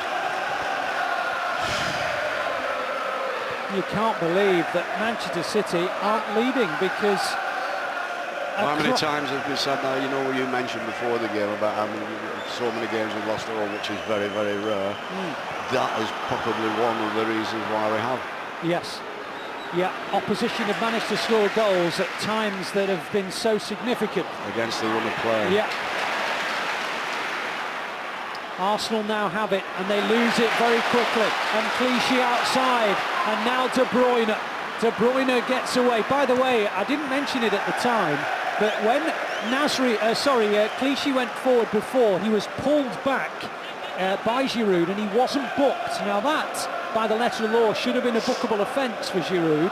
I hope that doesn't come back to haunt Manchester City today, because he pulled back Clichy by the shorts and stopped in advancing. Should have been booked and wasn't. Now Giroud has scored. I'm not saying he would have been sent off by any stretch, but a yellow card early for a player does affect them in some ways, and Anthony Taylor didn't book Giroud, and I think he made a misjudgment there. Anyway, we shall see how significant that might be. It is now City 1, Arsenal 1. The goal from Aguero wiped out within a couple of minutes by Giroud's header from a set piece. And now Arsenal have a free kick inside Manchester City territory, about a third of the way inside of it. The reason for it's a good start is not just the fact that we've been so positive and the tempo's been brilliant and really pushing and creating stuff in the final third against Arsenal. They've not allowed Arsenal to start. No. They've swamped them in midfield, they've put people with the ball under pressure so quickly. Yeah, but they've scored from their first set piece. The second set piece has been cleared, and it comes to the halfway line, and it's back in towards Fernandinho. Fernando wins the header, and now Aguero, who looks absolutely on fire at the moment. Here's Navas, and now Aguero on the edge of the centre circle. It's with Otamendi, and now with Mangala. City keeping the ball as they've done throughout the opening 13 minutes of the game. It's hard to believe that City aren't in front. You just cannot believe what happened. It's happened a few times this season at home. Fernando has it. He plays it to Fernandinho inside the centre circle. Knocks it into Mangala, who comes forward. Outside left to Clichy. Clichy plays it in field to Fernandinho. Fernandinho to De Bruyne. De Bruyne towards Iheanacho. Anywhere will do from Gabriel. City win it back again. And now with Otamendi, he plays it out to Sanya. Sanya to Navas. Navas in field to Otamendi. Otamendi plays it out wide to Clichy in the left wing position. City absolutely up for this game and in disbelief that they aren't leading it. Here's Fernandinho now, deep inside Arsenal territory. Wide it goes to Navas in the right wing position. Navas out towards Sanya. Sanya plays it in field to Fernandinho. Now to Fernando. City, as they have done since the start of this match, are running the fixture. Here's Clichy. Now Mangala again. He plays it to Aguero. Aguero tries to get away. It's a good tackle by Ramsey, but City back in possession again with Clichy. And now with De Bruyne. De Bruyne in the left-wing position, faced by El Neni. Plays it to Clichy again. Clichy tries to get beyond El Neni. He can't. And in the end, it's one. Well, and City into the penalty area. And Aguero! Oh, it's deflected over the bar. Wow, what a block that was. It was deflected over the bar. Oh, what a block. Wow. Oh, he's just launched himself, the Arsenal player, and it's just caught him. Yeah. That is so unlucky. Great strike from Aguero again. Great build-up, great pressure. Absolutely tormenting the Arsenal defence and midfield. The goal for Arsenal's not unsettled the lads at all. No, it's been a really just good continued reaction. the same performance, same intensity. How unlucky was that? The corner comes in from De Bruyne. It's just above the head of Fernando. Aguero tries to control it. Sanchez gets away and gets a good ball actually. And Arsenal looking for a counter-attack here. And City are backpedaling a little bit. Arsenal still going, but Clichy wins it back. And away comes Clichy. Oh, he's given the ball away. Cleared by Gabriel, and City pick it up though with Navas, who's made a terrific burst back, and Joe Hart thumps it into no man's land, and Arsenal regain possession with Sanchez, and it's a free kick to Arsenal for a foul by Aguero.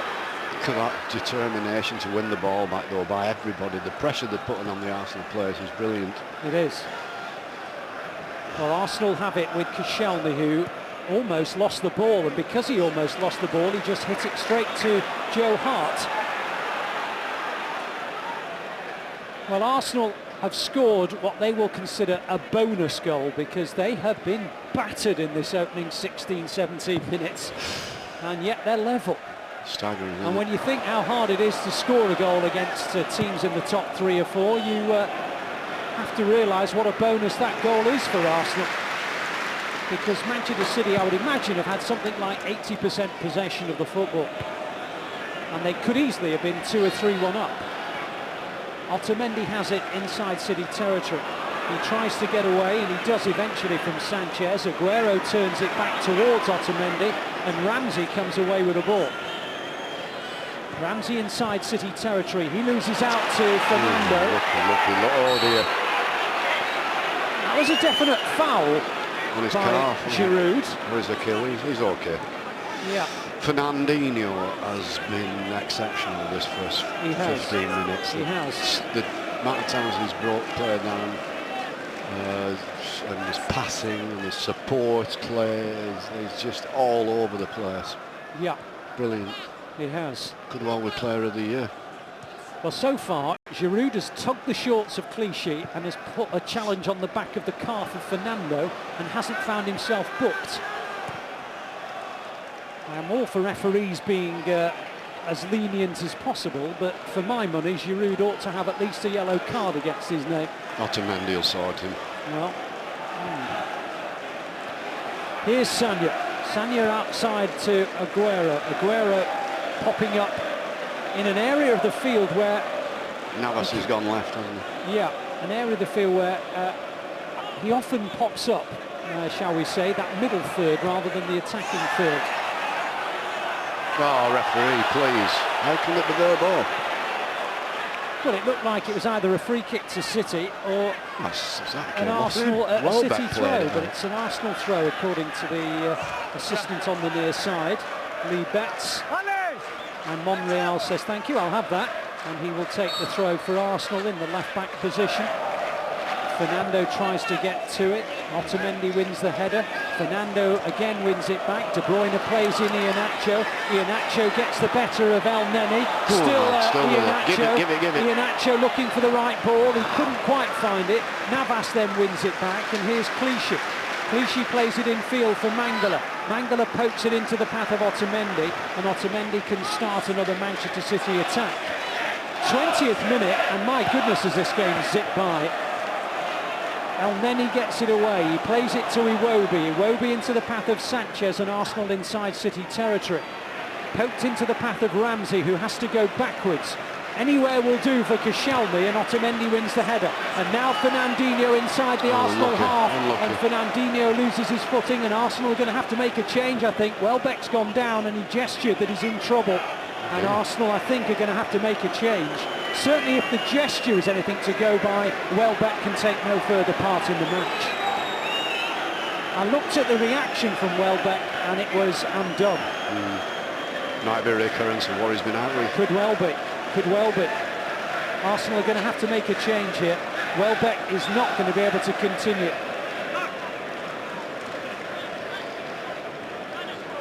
And such is the warmth inside the Etihad Stadium that the players are taking the opportunity to take on fluid, which... well, the Arsenal players are. Well, the Arsenal players are, yeah. I know sometimes players feel as though something's gone, and their gesture sometimes is a little bit, you know, pessimistic. But the gesture from Welbeck was that something had gone in his leg. And, yeah, he knows. I don't think he's going to be able to continue here. Which, of course, is bad news for England if it's anything significant, because I suspect he would have been a shoo-in for the England squad.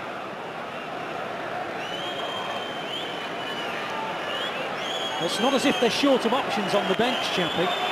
No, I've just been looking at Wilshere, Walcott, Cazorla, Campbell, Coquelin. Goodness me.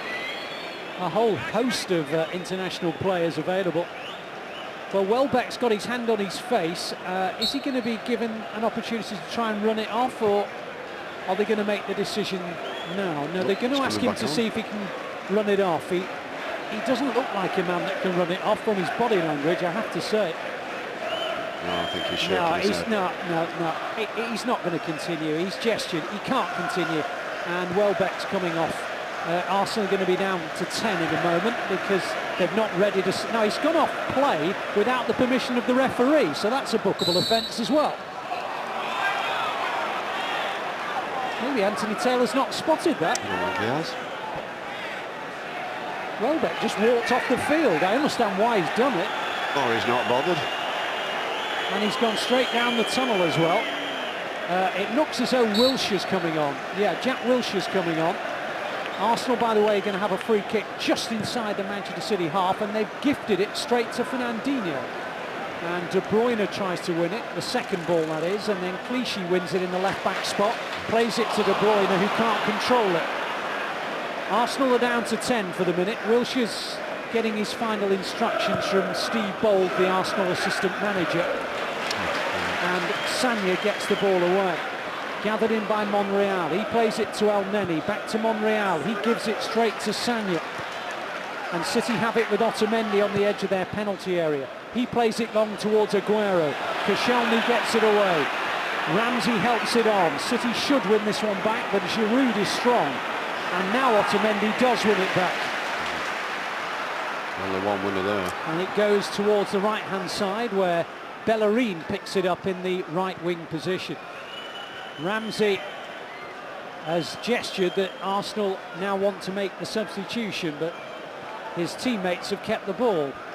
And Koscielny has it just inside Arsenal territory. And he plays it in field to Ramsey, just on the halfway line. Guides it to Sanchez. Sanchez turns away from Clichy, but doesn't make any progress.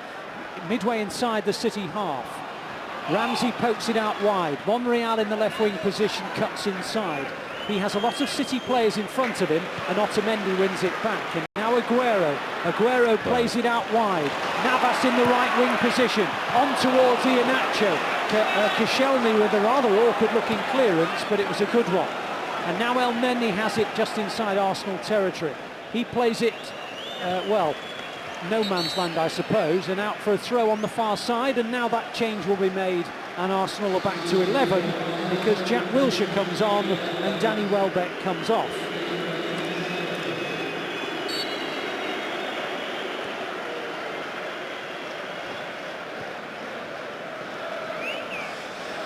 I still can't believe it's one apiece, can you? No, absolutely unbelievable that Arsenal have scored.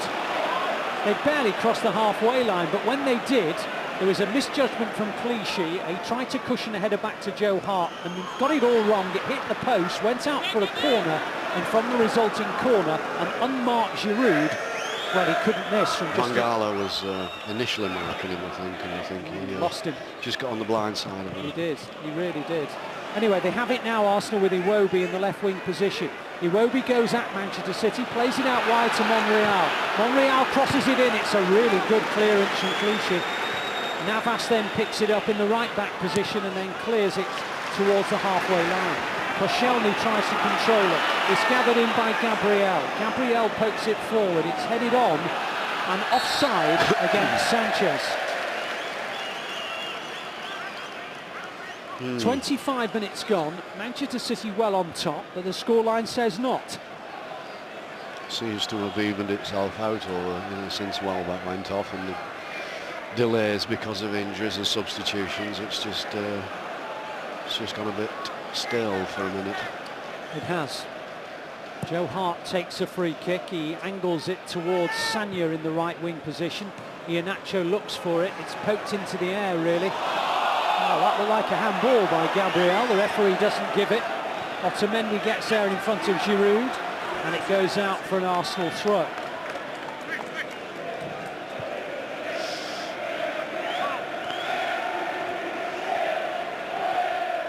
Forward comes Ramsey, he plays it to Giroud. Giroud loses out very easily to Sagna. Arsenal really haven't got going, have they? Nope. Haven't been allowed to. Especially the first 15 minutes, they never really got in our half, apart from the one mistake that led to a goal. Well, Arsenal have it now because City lose possession round about the halfway line. Bellerin plays it forward, Fernandinho tries to win it back. It's a good turn from Wilshere actually, and now he keeps... Oh, great tackle. Wonderful play. Manchester City on the rampage here. Aguero looking for it. Oh, that's a mistake from Petr Cech. And Aguero has it.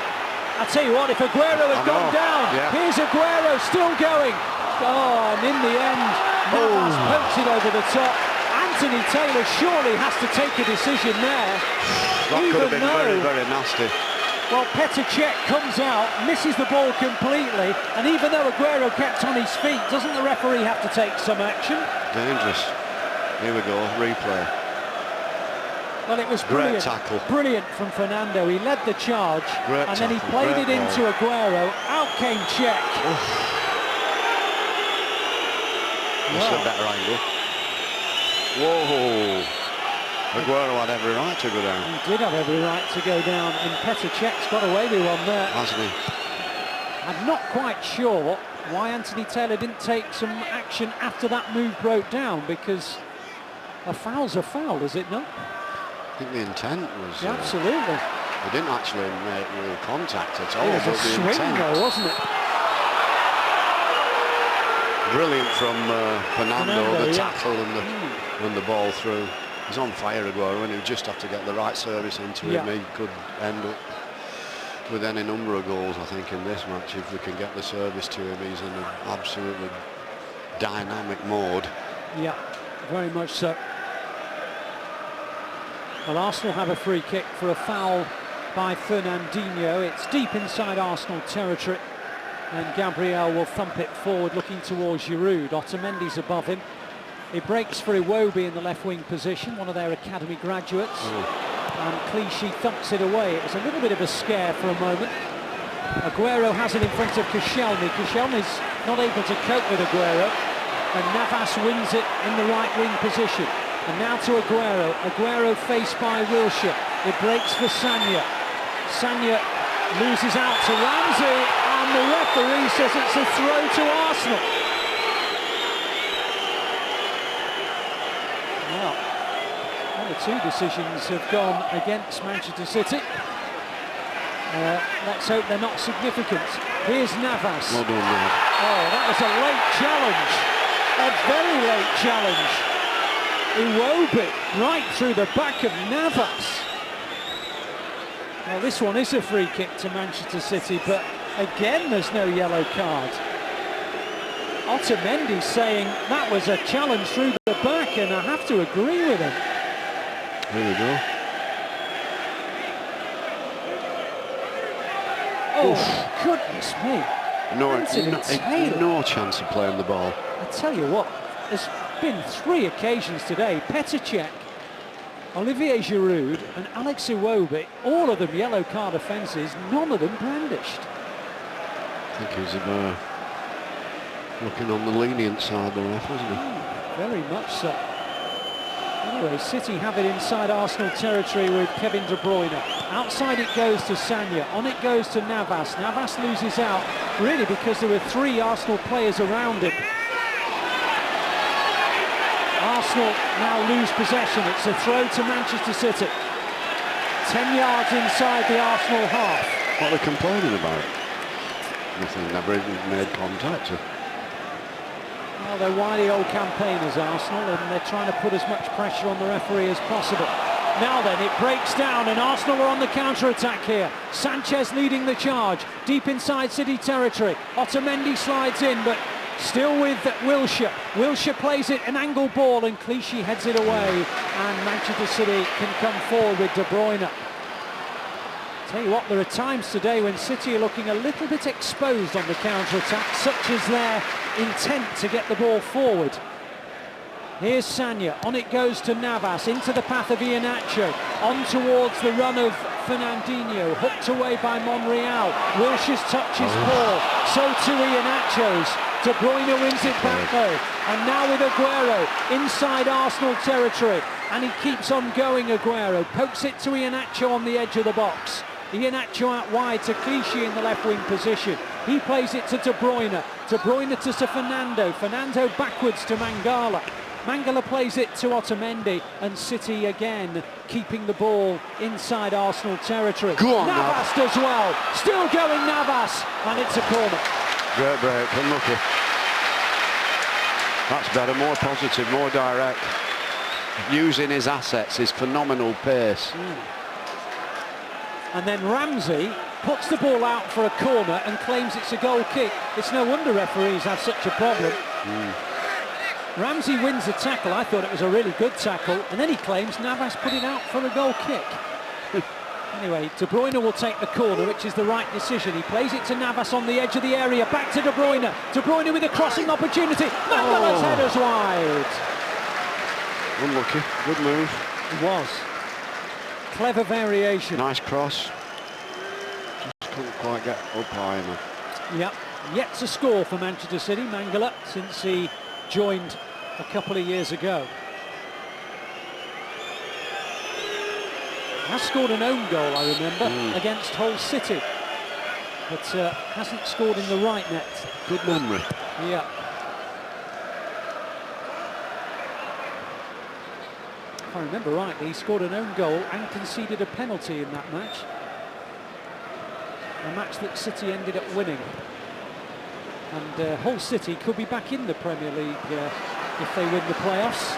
Middlesbrough and Burnley have so far got promotion from the Championship, and the other 4 teams who are battling it out in the playoffs: Sheffield Wednesday, Derby County, Brighton and Hove Albion and Hull City.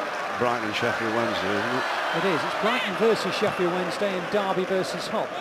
Good to see Nicky Weaver here before the game. He's of course working at Sheffield Wednesday. He is, but at the moment we're watching a game between Manchester City and Arsenal, which is going the way of City in terms of possession, but not the scoreline. Go on, Iheanacho now. On it goes to Navas in the right wing position. Right inside the penalty area goes Navas. The cross is good, but the clearance is good as well. Just got himself half the yard to get his cross in. He did. He's getting the better of Monreal today. Navas plays it in field. Inside it goes to Fernando. Fernando to Mangala. All 11 Arsenal players behind the ball. Even Giroud is quite deep for Arsenal. Here's Otamendi. Otamendi plays it to Fernando. Fernando is followed by El Neni, but it's still in Arsenal territory. Fernandinho plays it to Aguero. Aguero around about 35 yards out. Plays it outside to Navas. On it goes towards Fernandinho. And the cross is stopped by Koscielny. And away by Monreal, and out for a Manchester City throw. It is all Manchester City. You can scarcely, but you have to keep checking the scoreline just to check that Arsenal are on level terms in this game. It's been one of Manchester City's best performances of the season so far. Certainly in terms of a match of such significance. Tempo's been right, dynamism's been there, effort's been there, creativity's been intact, and they are looking good. And Aguero into the penalty area, still Aguero, tiptoeing through, plays it out to Clichy on to Fernando to De Bruyne in the left wing position. It is all Manchester City. Angle ball, great ball, Navas has it. Navas drills it in, and it's cleared by Monreal. Still got possession. Yeah. Navas again. Navas in the right wing position. On it goes to Sagna. Sagna guides it in. Aguero can't reach it. De Bruyne on the far side. De Bruyne tries to get round Iwobi. Drills it in, and Cech gathers it. Just wish sometimes Navas had the crossing skills of Sagna. He'd be a phenomenal player. That final ball was, you know, the quality ball that required to get the goals. It was just unbelievable because he's got everything else. Pace. Well, Anthony Taylor has just stopped the play, and I think he's been conned by Olivier Giroud, who's now got up. Yeah. My first instinct was that really wasn't anything as serious as the initial reaction from Giroud. It was a clash of heads, yes, but it certainly wasn't one of those that required him to go down clutching his head. He went down, clutched his head. Anthony Taylor said, let's knock that out of play so that Giroud can get treatment, and Giroud got straight up.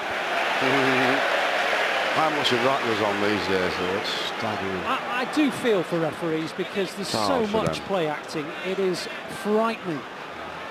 And it is no wonder they can't pick out who's genuinely injured from who actually is. Tough. Anyway, City have it. Oh, they've given it away harmlessly. Otamendi presented it, but City have won it back again, and they've won a lot of ball today. And Fernandinho with the angle pass, he's unlucky. It ends with Cech. When I was always coached, and when I played, managers always said to me and all the rest of our players, never ever show the opposition that you're injured. Yeah. Or hurt. It's come full circle, hasn't it? Oh, it's the opposite now, isn't it?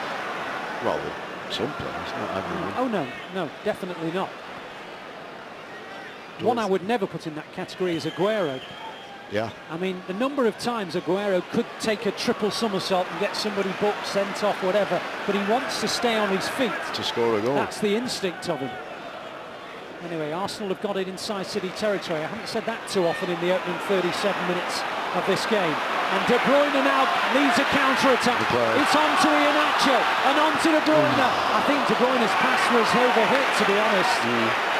It's won back again by Fernando. He's played well today. Brilliant. Still looking. Clichy wins it back. Fernando has it. Clichy gets it. Terrific competitive nature of Manchester City today. Now with Otamendi. And the fans are reacting. Absolutely.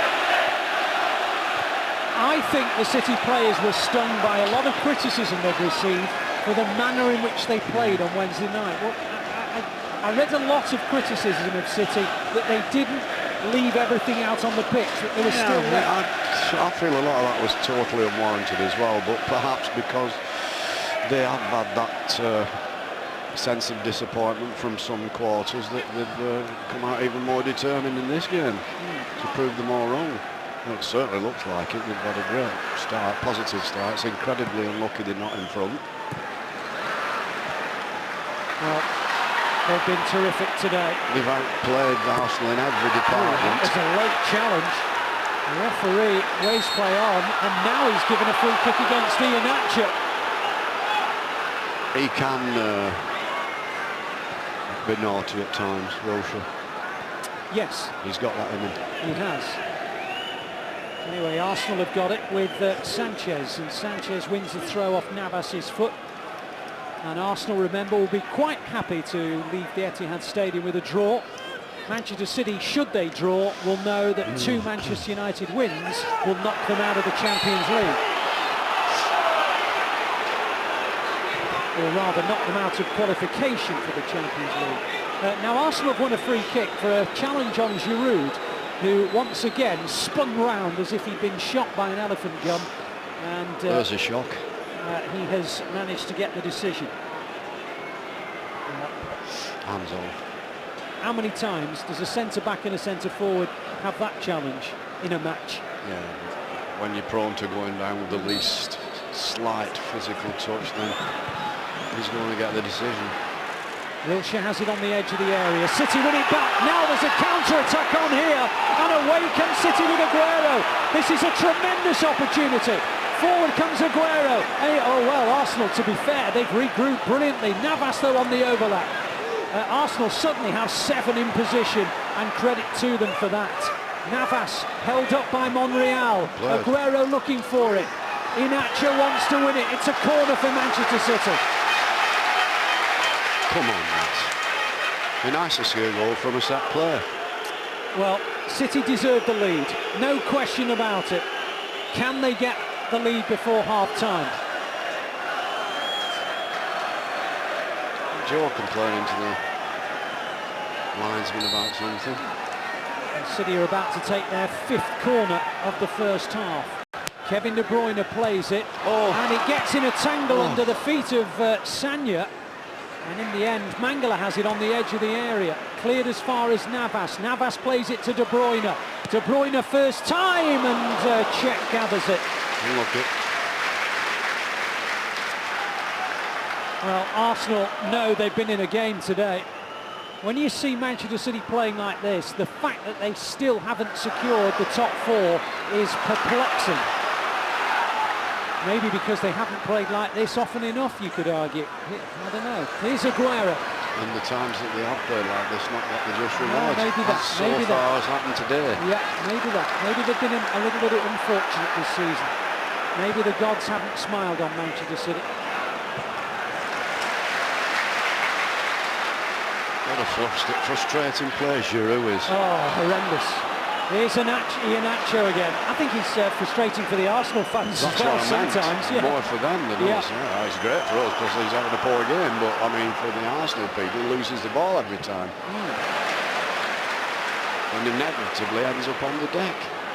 Yeah, he spends a lot of time on the floor, Giroud, that's a fact. Anyway, Arsenal have it on the halfway line with Ramsey, who's one of the most gifted players in the Premier League.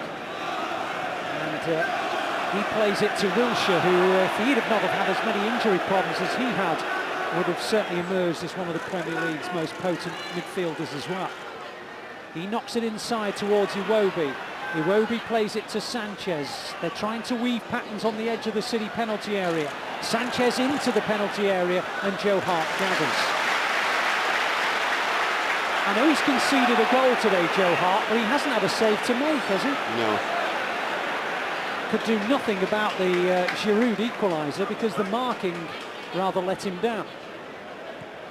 Anyway, City have it on the halfway line with Sagna and Aguero. Aguero's faced by Wilshere. He plays it backwards to Otamendi. Otamendi plays it inside to Mangala. It's a very, very warm day in Manchester, and believe you me, the number of times I've said that in my career, you can count on the fingers of one hand. Otamendi plays it out to Aguero. In fact, I think the last time I was commentating here, temperatures around about 5 or 6 degrees, and it snowed, didn't it?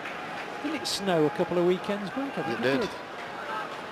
Such is the bizarre conditions that you can sometimes get in the spring in Manchester. Anyway, the ball out wide with Clichy, and Clichy's had a big effect on this game so far. The cross is a good one, and it's cleared by Gabriel. And I think Arsenal will be quite pleased to hear the half-time whistle, because they have been battered so far. And it is really a degree of fortune that they've found themselves on level terms.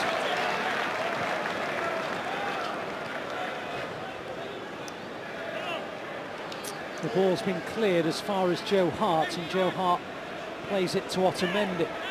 Otamendi in towards Navas. Navas back to Mangala. Goes out wide to Clichy in the left wing position, but he only just about crosses the halfway line. Fernandinho guides it in field. I have to say the Fernandinho-Fernando central midfield partnership is a very, very good one. Solid. Now it's worked out to De Bruyne. De Bruyne out to Clichy in the left wing position. He crosses it in. Aguero can't quite reach it. Navas can't quite either. Sagna retrieves. Now Navas in the right wing position. In it goes towards Sagna. Sagna plays it in. Aguero leaps, can't quite get there. Navas wins it back. Now with Sagna. Arsenal are really playing a very disciplined, rigid defensive game because City are hemming them in and Arsenal are trying to repel them. 2 minutes. 2 minutes of added time at the end of a really excellent first half for Manchester City, apart from one lapse of concentration when Arsenal scored from a set piece. Otamendi to Aguero, couldn't control it. El Neni plays it forward. Now with Sanchez, up it goes towards Giroud. Giroud is penalised. Free kick to Manchester City. Taken quickly. Clichy now in the left wing position, crosses the halfway line. He nudges it inside towards Otamendi. Otamendi on towards Fernandinho. Out wide it goes to Sagna. Sagna comes forward. Still plenty forward for Manchester City. De Bruyne goes for something spectacular and he got it all wrong. It's like that Vardy penalty. Did you see that? When he skied it, got too excited, didn't he? I wonder why. Well, an unbelievable day in the history of Leicester City Football Club. You can't help but feel, and I actually say this in the nicest possible way, that the gap's been left by the likes of City and Arsenal for Leicester to have just walked through it. Their level of consistency, well, Chelsea have never been in it, but City and Arsenal have had a magnificent opportunity to stamp their authority on the Premier League. They didn't, and Leicester's consistency, and it is to their credit that they have managed to find a way. Absolutely. Because there's no doubt that this group of players out here, this 22 we're watching, should be challenging for the Premier League title every single season. Well, talent-wise, there's no comparison between Leicester and City, or Leicester and Arsenal. But it just goes to show how important teamwork is, the togetherness, the team spirit, being happy in your job, all those factors, all factors concerning the mental side of the game, which is infinitely more important than the physical. It is, it is. Arsenal and City are still not assured of Champions League football next season, and they trudge off the field at 1-1, and Manchester City will feel that that would have been one of their better 45 minutes, apart from one lapse of concentration, or maybe two lapses of concentration. It's just bizarre, the scoreline's one apiece. Really disappointing for the lads. They've done so much more than in a lot of games where they've possibly been in front, and a lot of games where it's been the same scenario. They've gone in on level terms or even 1-0 down. It's happened a few times at home this season, West Ham being a typical example where they battered them and not got the just rewards, and it's been exactly the same in this 45 minutes. They haven't deserved the possession, their attitude, the commitment, the tempo, everything has been just right, apart from, as you say, one lack of concentration from a corner, and just unfortunate and unlucky a few times in front of goals, but apart from that, they've tated them. Okay, well, there is plenty of positives from that first half, but at half-time, it is Arsenal who have managed to peg City back. City 1, Arsenal 1. We'll have all the views of some fans in a couple of moments' time.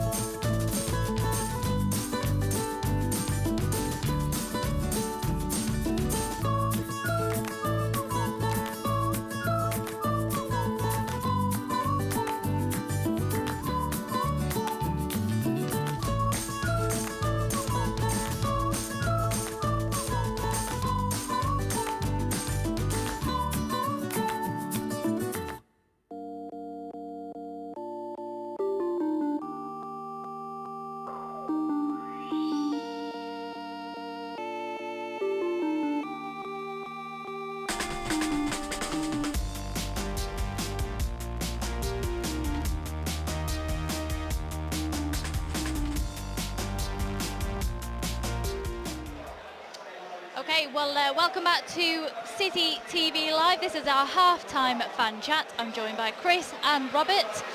Let's go through that then. 1-1, bit of an unfortunate scoreline, really. Yeah, I think we started well. You know, the tempo was better. What we've been lacking all season, really, and sort of, you know, we gave away a goal to them with you know, bit sort of lazy defending, but I think if we continue at that tempo we had done all season, we'd you know, be in a better position than we are now. So if we can start the second half like we did the first, then, you know, I think we've definitely got the beating of these. What about yourself? Yeah, I thought the first half, like, the way we started was really good. The goal that we conceded was quite unfortunate. Clichy tried to pass it back to Hart. Giroud header, he's big lad. He's gonna get there. He's very good in the air. I don't think we've had the rub of the green with the ref. You know, we're not had the best chances really. We're not creating much after the first 20 minutes. Hopefully in the second half we can kick on. Pellegrini will help just tell them players what to do. As you say, unfortunate for Clichy because he's had an excellent game, hasn't he, of course, against his former club. He has, brilliant. But I also think Navas has done well as well first half. You know, he cops you know, he gets a bit of stick, but I think he's played well, so he deserves a mention as well today. Seeing this performance today, how important has it been to respond after Wednesday night, and some of the criticism in particular that the team have received after that? I think they responded quite well actually. They're playing with a lot of freedom right now. I think against Madrid, I don't think it was going to be, and it wasn't going to be easy. Let's be honest. We went out to an own goal. I think defensively we were brilliant against Real Madrid, but going forward, we weren't so good. We couldn't create that much. I think it's been very important to bounce back here because we need to get 3 points. We need to get 6 points at the end of the season. And the way we're playing right now, I think we're on course to do that. Does that frustrate you, you know, 2 games towards the end of the season? As you said, if we'd have kept perhaps this tempo up throughout... Oh, just to tell everyone what's going on here, this is, of course, Izzy Christiansen, who plays for City Women, and she's being presented with her Player of the Season award, so well done to her. But just going back to that, if we'd have played like this all season, we wouldn't possibly be where we are now, would we? Yeah, I agree. I think you know, there's been times where if we would have upped the tempo, I think we would have beaten some of the teams where we put to a point or no points at all. And you know, I don't know the reasons for that, but you know, it's good to kind of see that, you know, after the other night that they've, you know, come out the start of the game all guns blazing, and hope that we can kick on. You know, I'm not sure how many of the 11 will start come the new season, but hopefully we can increase the tempo. I think that's what's been missing for most of the year. So. What do you think the game plan is going to be second half? Obviously Arsenal will be very happy to take a point here, but that is not enough for us realistically, is it? No, a point here today is just, I think that's poor. Getting a win here today, kicking on against Swansea, who, let's be honest, are in form right now, it would really help boost the confidence, and that's it. And the players are really playing for their positions under Guardiola right now. So getting a few good performances to the end of the season, who knows, he's playing. What do you think Arsenal are going to try and do second half? I think Arsenal will be quite happy with the way it's gone for him. You know, yeah. they've kind of, well, I'm not saying they've kept it tight, but they've had one kind of clear opportunity, and they've taken it from the corner. So I think the longer it goes on like it is, you know, they'll fancy nicking another goal and going for it. So I think it's important that we come out and we keep them on the back foot. In particular, I imagine they'll be wanting to shut Sergio down. He's been fantastic, hasn't he? He looks absolutely on fire today. Yeah, the pace he's playing at the moment is absolutely brilliant. He's the one holding the front line. He's the one who's really... They've not really had too many players to watch out for today, to be honest. Sergio Aguero has put them under a lot of pressure. And I think just giving him more of the ball, giving him more of the... letting him make his runs that he usually does, Arsenal could be in big trouble in the second half.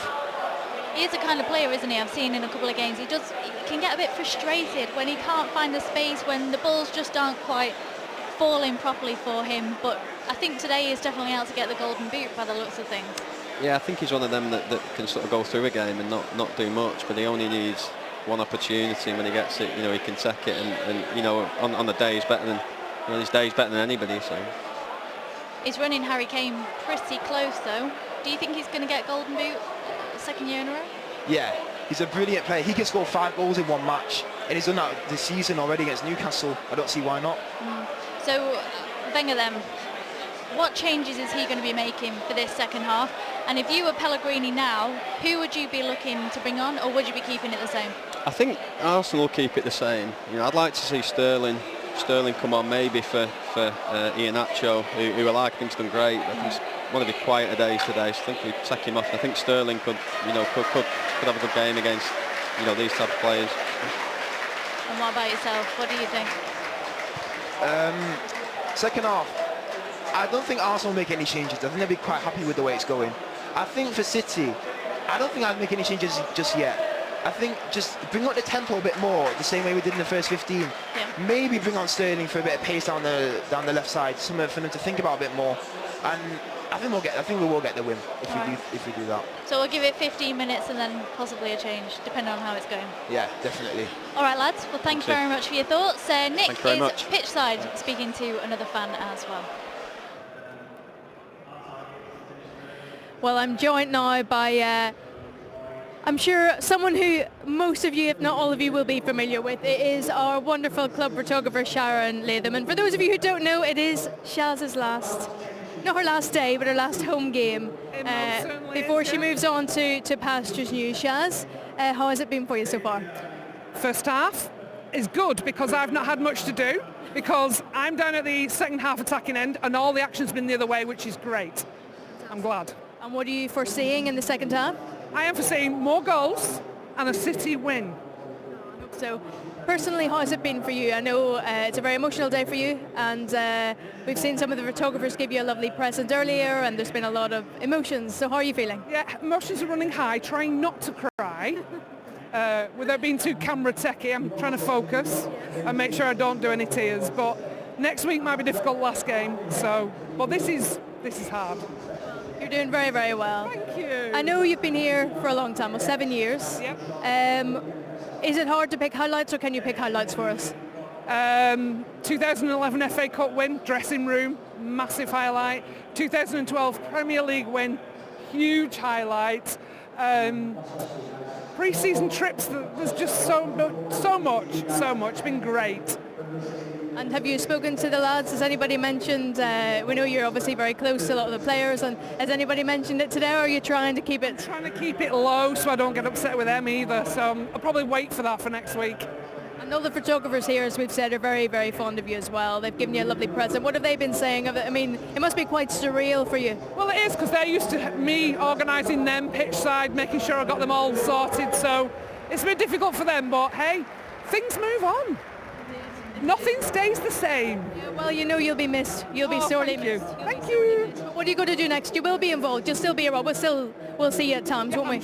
I'm sure you'll catch up with me. I'm going to be running my own commercial freelance business, so I'm really, really excited. New adventures, moving on. Well, everybody here at the club wishes you the best of luck, Shaz. And of course, we will keep in touch. Well, now it is back to the commentary position, and we'll get the second half commentary as the players are just arriving in the tunnel.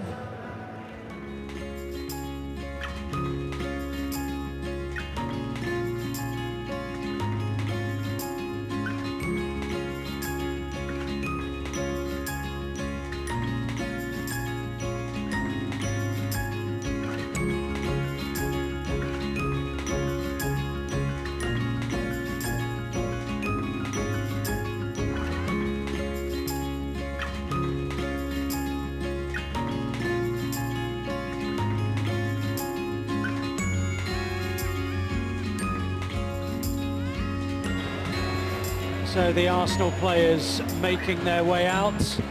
They'll know that Manchester City were the better side in the first half, and they'll also know that it was a huge bonus for them to have equalised, and not just equalised, but equalised so soon after Aguero had put City in front. So City 1, Arsenal 1.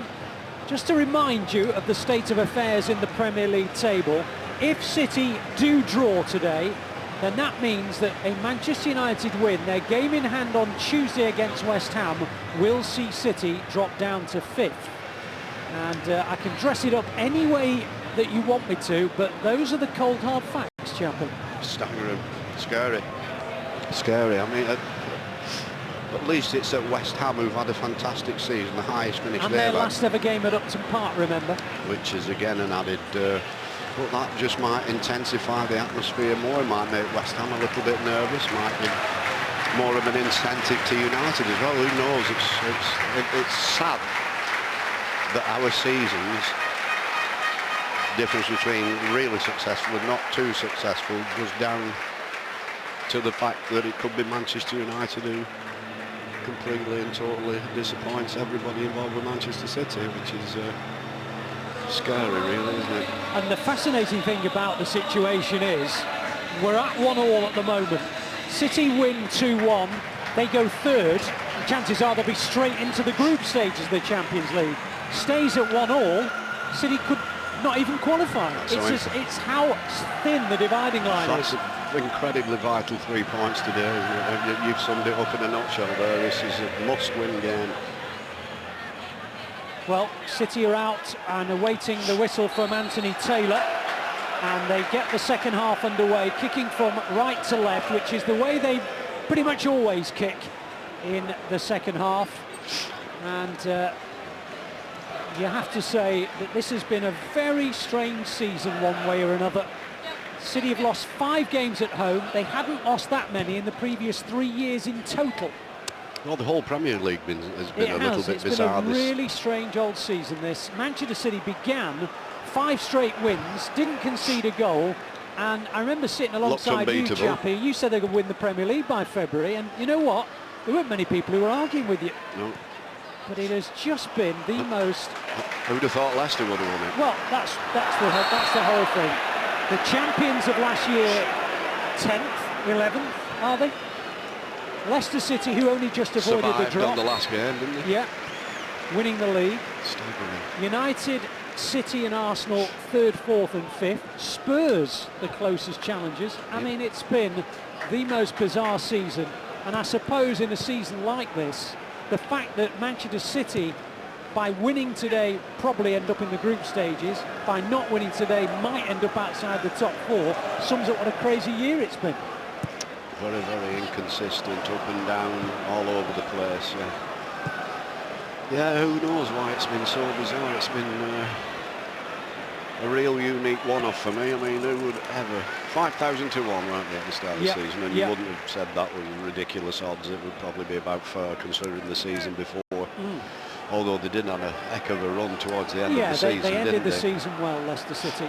Yeah. He was favourite to be the first manager sacked of the Premier League at the start. Is that right? Yeah.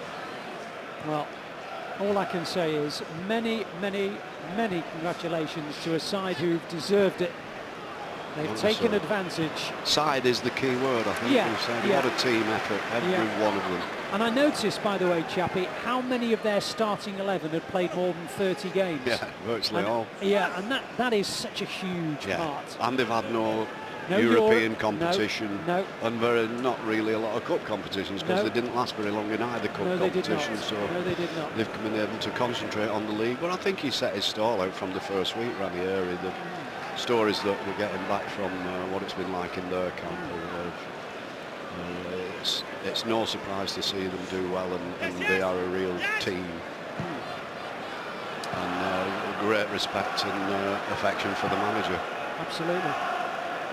Well, we're describing Leicester City's title-winning season because the game's gone into a little bit of a lull at the moment. Offside flag up against Aguero, a free kick to Arsenal therefore. No personnel changes made by either manager at half-time, but Arsenal did have to take off Danny Welbeck in the first 45 minutes. Jack Wilshere came on to replace him.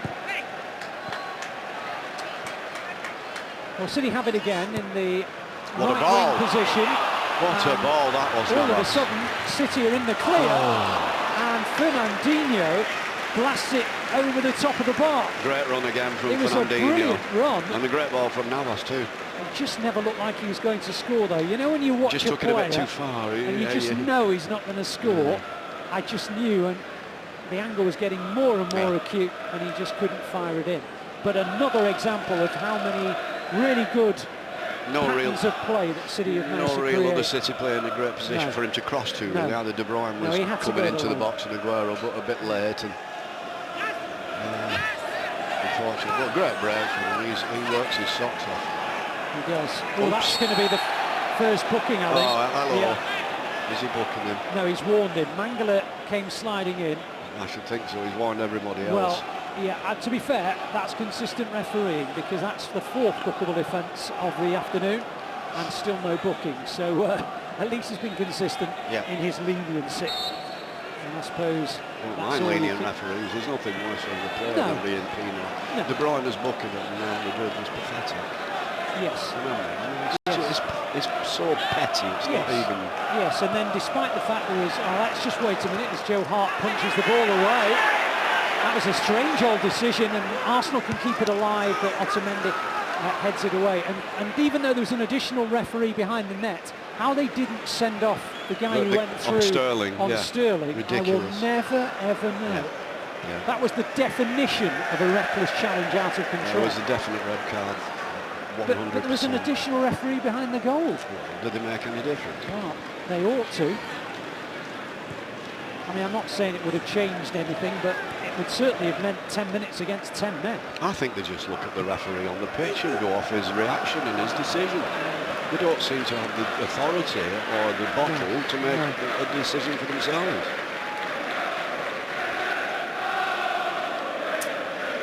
At the moment, Arsenal have a goal kick, which they're taking a long time over clearing.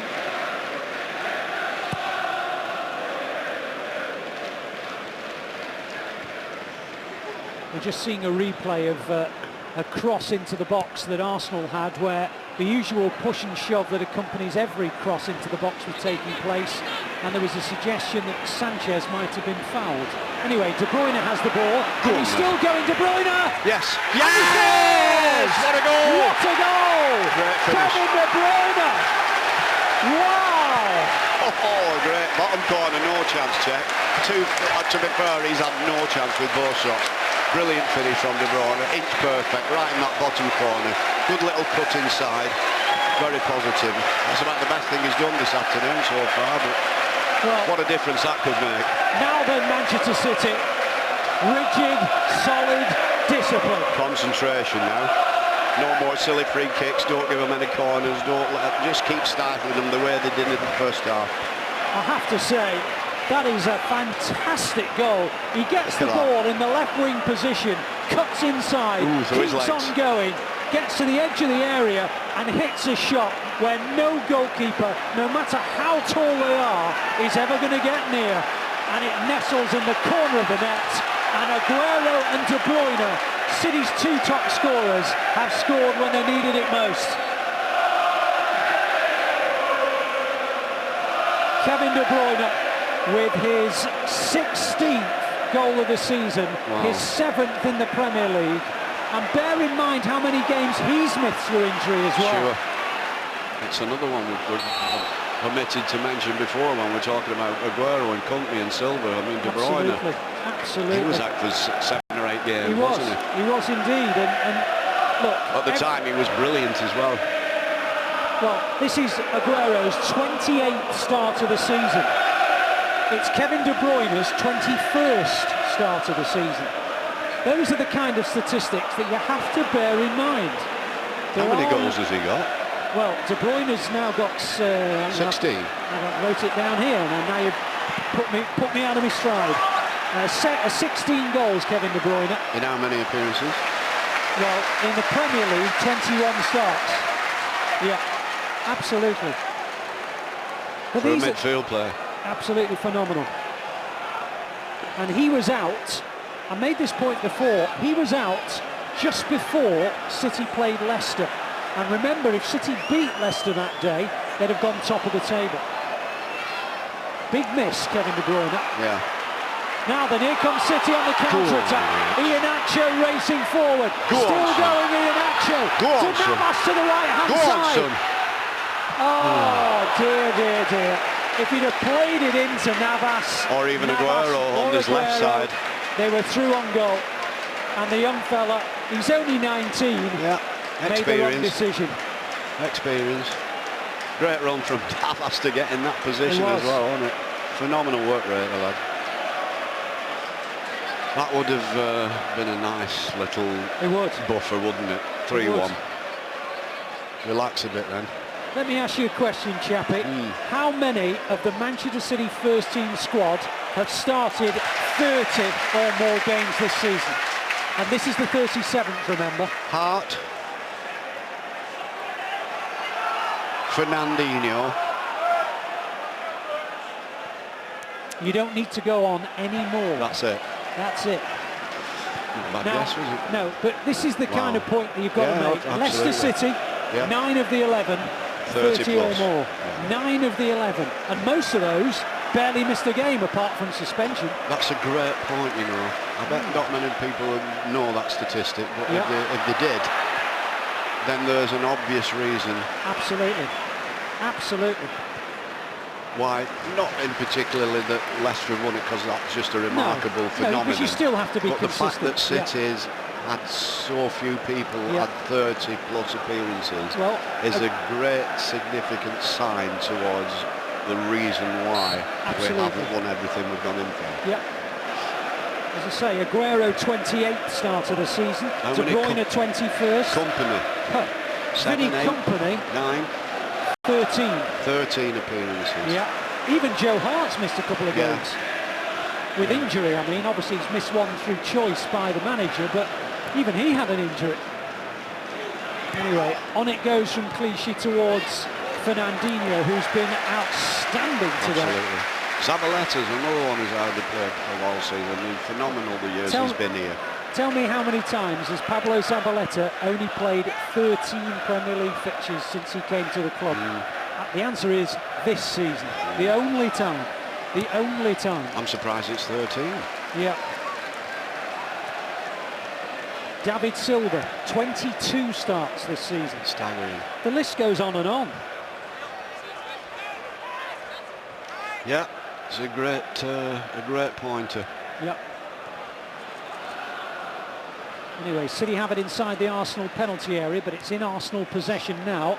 Iheanacho then tries to win the ball back, and the offside flag's gone up. Even Yaya Touré's only started 28 games, and he doesn't ever seem to be injured. I know today's a preference from the manager to put him on the bench, but Touré's another one who's always a 30-pluser, season in, season out, isn't he? And even he's been missing games. To win titles and win cups, that's what you've really got to have. Consistent squad, very few changes in the squad, all your key players fit throughout the season. I don't care what kind of squad. Can you imagine Barcelona if Messi was out for 3 months and Iniesta? I mean, even giants like that would feel a significant difference. Go on, De Bruyne, he's here because De Bruyne has it in the left wing position. Still with De Bruyne, coming to the edge of the area. On it goes to Aguero. That's a good tackle by Ramsey. Unlucky. They're points worth making. They are points worth making. Just how many injuries City have had. I think the count was something like 58, wasn't it? 58 separate injuries this season. Manchester City. That's just Vincent. Well, regrettably, he's probably had 4 or 5 of those.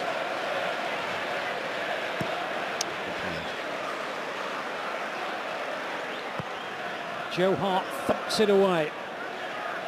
Headed away by Koscielny. Forward by Otamendi. The chase is on for Aguero. Unlucky. Aguero nearly brought it down out of the beautiful blue City sky, but he couldn't quite manage it. On it goes by Fernando. Iheanacho's going to get this. No, he's not. No, he's not. He's not, because it was just headed in the nick of time by Gabriel. Arsenal have it with Bellerin. On it goes towards Sanchez. Mangala gets it clear. Now Arsenal are making a change. Theo Walcott's coming on. Alex Iwobi is coming off. That's pretty much a like-for-like change. And he will just go where Iwobi's just vacated. But in fact, they're swapping wings. Walcott's coming on to the right. Sanchez is going out to the left. Remember, Arsenal start the day 3 points ahead of Manchester City, but with an inferior goal difference. So a draw will do Arsenal very much indeed. Thank you very much. He's not looking happy, Arsene. No, well, no, he absolutely isn't. I mean, listen, I'm never ever going to say this ever again, probably, but Arsenal are going to win next Sunday against Aston Villa. So, knowing that they're going to win, there's no question about it. They know a draw here means they are top 3. Yeah. So, you know, whilst you can't predict football matches, that's offside. Whilst you can't predict football matches, you know Arsenal are going to win against Aston Villa next Sunday. So, the next, what is it, half an hour is all about Arsenal getting an equaliser, isn't it? Well, they desperately need it, but we desperately need to stay up. Hang on, yeah. So, well, not really hanging on, are we? But it'd be nice to get a third just to cushion things a bit and make everything a bit more comfortable. And that. I wonder what the odds are on Arsenal next week. Even if you put money on it, you'll probably lose it. Yeah, it'd be like 1 to 20, something like that. I think the way Aston Villa have played this season, they were delighted with a goalless draw yesterday. But Arsenal coming forward, and they are doing what they can to turn this game He's had an embarrassing afternoon, hasn't he? Giroud, yeah, he has. He just hit a shot, I would say 12, 14 feet wide, something like that. That's the nearest he's been. Well, quite possibly. Quite possibly. Very poor. Thankfully. Well, it's going to be a long half hour, Chappie, if City can't get a third goal today. I don't feel too uncomfortable at 2-1. There's been games at home when I've not felt too comfortable at 2-1, but I'm not particularly worried at this point. I think the attitude of the lads has been brilliant today. They showed great tempo, they've showed a great team effort together. They look more determined defensively, not just like the back four lads, but the midfield players, and still Navas and people like that chasing back, even Aguero chasing back and winning the ball back.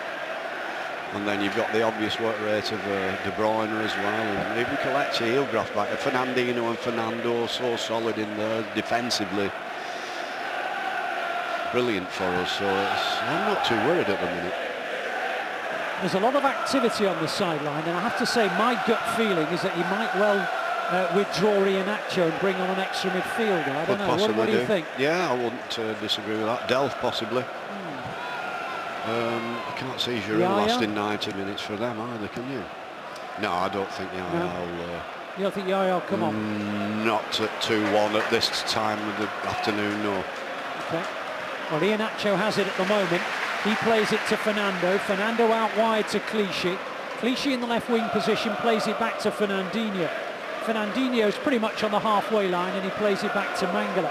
Mangala to De Bruyne. De Bruyne out wide to Clichy. Clichy in the left wing position. He keeps on going. He plays it to Aguero. Back to Clichy. Well won though by Gabriel, who plays it to the edge of the area. City win it back again, but it breaks off the shins of Fernandinho, and Arsenal come away with it. He's certainly not going to make...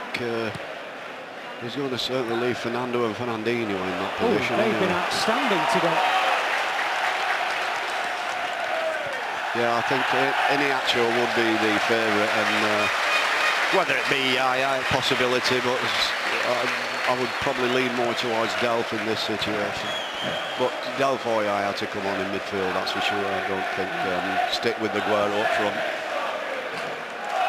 Incidentally, Chappie, one thing we've not mentioned was that Pep Guardiola won the Bundesliga again yesterday. He did. 3 years in charge, 3 league titles in a row. There'll be a few who'll be hoping for a similar response here, let's face it.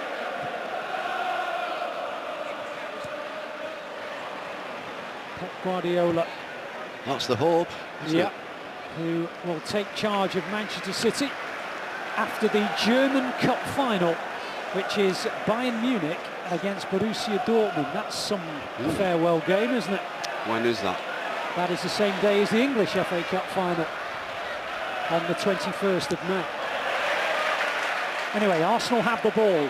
Good pressure. And El Neni round about the halfway line, and he plays it into Ramsey, and Ramsey keeps on going. Still Ramsey, out wide it goes to Walcott. Walcott takes on and beats Clichy. Walcott into the area, and Mangala wins it back. And that should be a goal kick. That is a goal kick, referee. Poor. Oh dear, oh dear. I mean, the linesman's completely in front of that. Should have called it. But Chappie, me and you saw it. Yeah. We're about 50 yards away. True. You just know, don't you? Poor. Anyway, it's a corner. Let's hope Arsenal don't take advantage of a really poor refereeing decision. Otamendi heads it away, and Arsenal win the second ball though, and they've now conceded a throw, City by the corner flag. Listen, I've every sympathy for But again, officials, a linesman having no bottle or just Yeah. watching the referee's reaction, not making the decision on his own. It's just poor. Yeah. The cross comes in, headed away by Clichy. Good header. Bellerin gathers it in for Arsenal. De Bruyne is at him, and now Iheanacho. He just couldn't quite get the pass right. Iheanacho, he's unlucky. Clear the danger anyway. Another 5 minutes ticks by. We don't want to let Arsenal to gain the momentum. That's the only worrying point now, isn't it? We've got to maintain that possession again in their half of the field that we have done for most of the match. Correct. Well, bearing in mind that Arsenal will win next Sunday, they're now coming at City with Walcott. Walcott into the area, away by Otamendi, and cleared by Clichy. Come on. It's just starting to shift. It's just starting to go Arsenal's way. This is the first time Arsenal have stepped up in the whole game. So. It is. Arsenal have reacted well to going a goal behind. And I think Manuel Pellegrini is going to have to change things because the momentum is shifting. Arsenal have possession. De Bruyne gets it away. Clichy will now batter it out of harm's way, and he'll win a throw.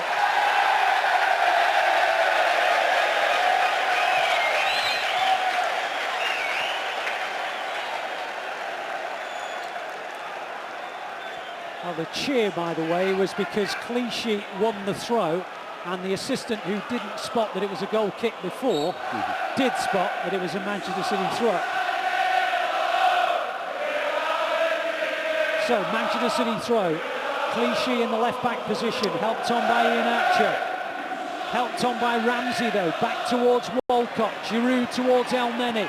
On it goes. Offside. Walcott's He's offside. not been flagged. And it goes wide from Walcott. He's offside. Let's have a look. Look, he's offside. Well, he missed anyway. Wow, linesman, you clown. Yeah, but that could have cost us. It could, and so could the corner decision as well. Yeah.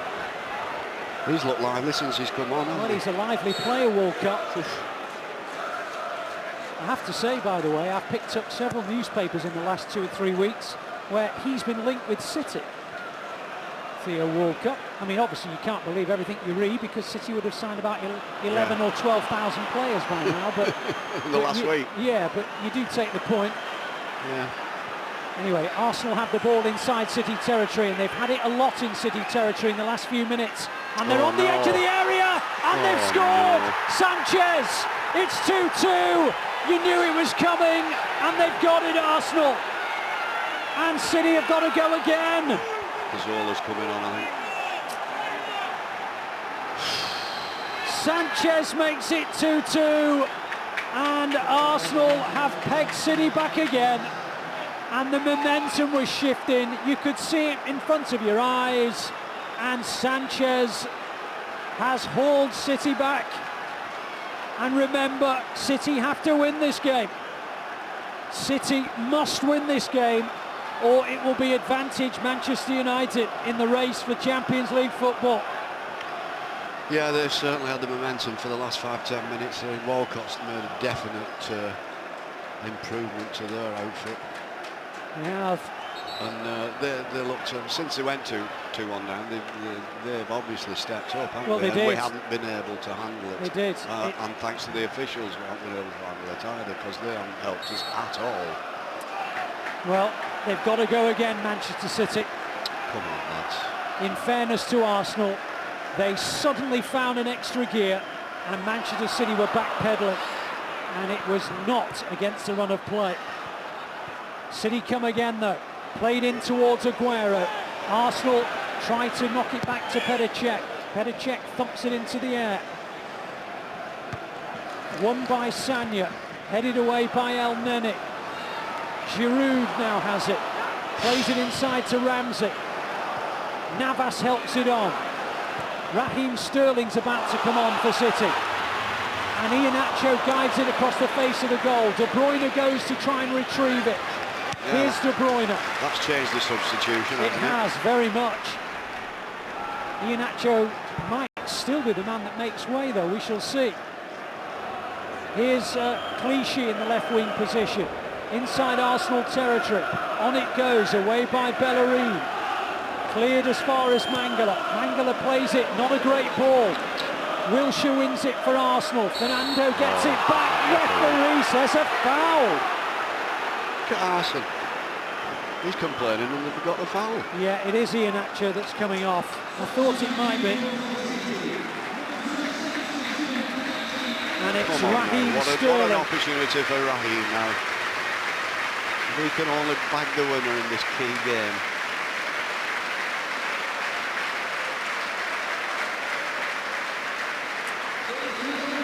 "20 minutes to go at the Etihad Stadium.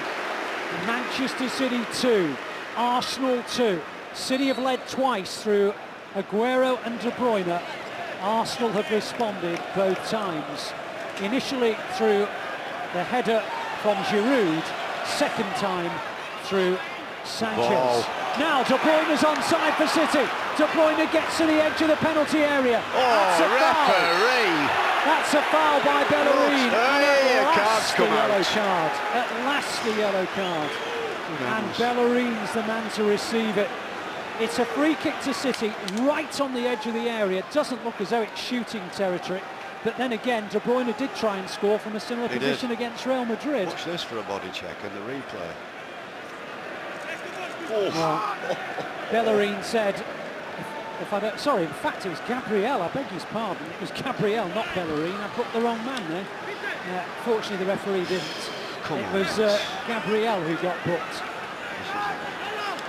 Okay, free kick to City, right on the edge of the area. De Bruyne will hit it. Will he go for goal again, as he did against Real Madrid? It's that kind of position. Not after the result. Well, maybe not. Maybe not. De Bruyne to take it. He has gone for goal. And Cech beats it away. Well, that's hit the target. Well, it was on target. And with two arms, Petr beat it away. And I think it was Otamendi coming running across in front of Cech to try and block his start. So, not that effort at all. 18 minutes for Manchester City to find a goal and keep Champions League qualification in their control. De Bruyne with a corner. Yeah. Aguero's left foot volley, but it was always going wide. And it's a goal kick. Not seen much of Aguero this half, having not really had the service or you know, the actual balls he needs playing through to him. He hasn't received many. Well, when Manchester City were on top, Arsenal were backpedaling. Every time City score, Arsenal have found a gear to go into. They've now just a little bit gone back into themselves, Arsenal. Certainly after the second goal, they really stepped it up. They did. Here's Navas on towards De Bruyne. The ball reaches Gabriel. Now El Neni. El Neni round about the halfway line. He plays it out wide to Walcott. Walcott in the right wing position. Plays it straight to Fernandinho. Fernandinho gets away from Walcott. Plays it out to Sterling. Raheem Sterling could have a big 20 minutes here for Manchester City. Clichy keeps it in play. Goes out. It's a Manchester City throw. Just inside Arsenal territory.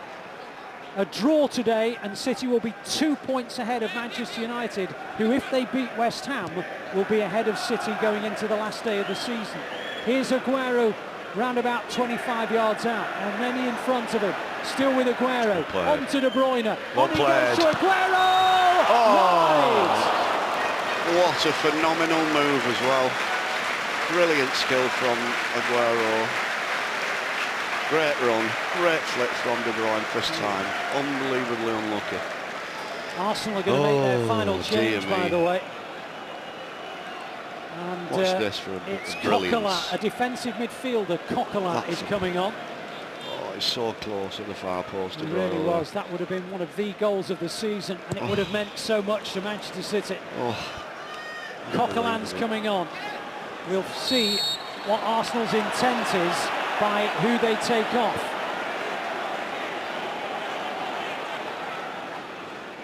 Arsenal have a free kick about 15-20 yards inside the City half. Ramsey lays it out wide to Monreal. Monreal plays it back to Ramsey. Ramsey to Sanchez. On it goes, straight into the arms of Joe Hart.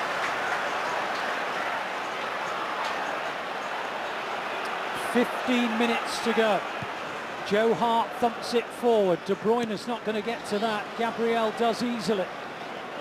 Here's Ramsey. Backwards it goes to Koscielny. Now to El Neni.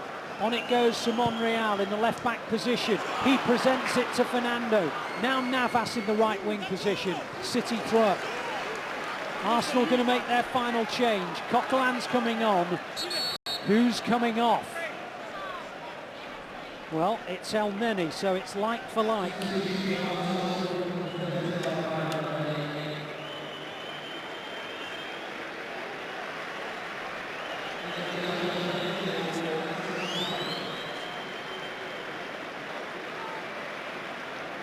El Neni taking as much time as he possibly can to make his way from the field. Bearing in mind Arsenal are quite happy with the result as it stands. Yeah, this will put a bit of a dampener on the day if it stays like this, won't it? Well, you can say that again. Anyways, come on. 15 minutes plus added time to go. Let's say 18 minutes left here at the Etihad Stadium. Aguero in the right wing position, turns away but loses the ball. Thumped up into City territory. Mangala controls it, plays it to Otamendi. Otamendi goes long and it's out for a goal kick. Well, City still have two changes up their sleeve. And Brian Kidd has just said to Wilfred Bonny, has he? And Yaya Toure. Bonny and Toure are coming on.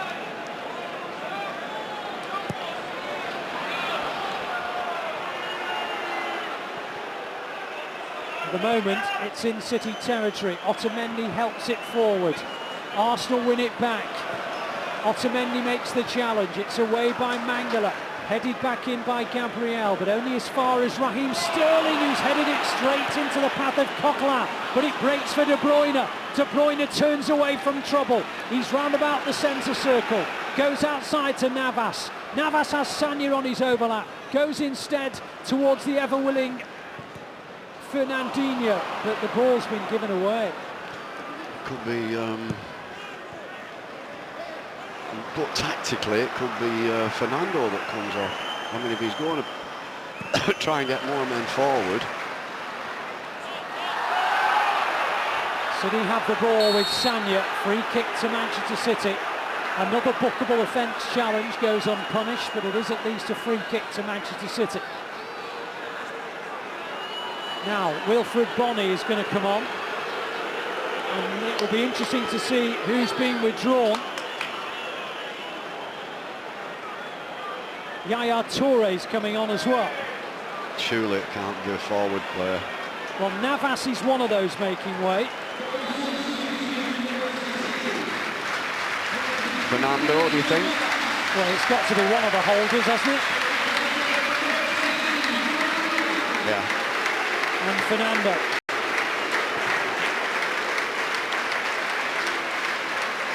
So, come on now, yeah. This could be a big 15 minutes for you. There are many that feel that this will be the last game Yaya Toure ever plays at the Etihad Stadium. We shall see. He'll want to go out with a bang if it is. Unless he comes back as a visitor, of course, but you take my drift.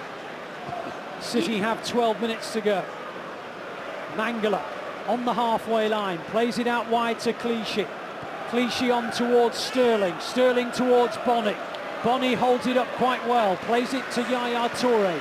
Toure in field towards Fernandinho. Fernandinho guides it on towards the run of Sterling. It's not a great ball, and it goes out for a goal kick.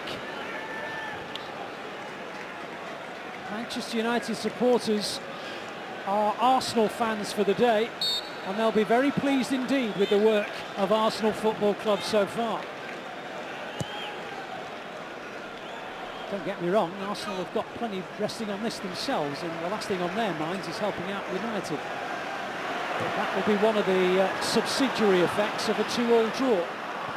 Anyway, City have it with Toure on the halfway line. He plays it in field. It comes towards Aguero, who is surely fouled, and Jack Wilshere is penalised. Looking the nasty at times, in.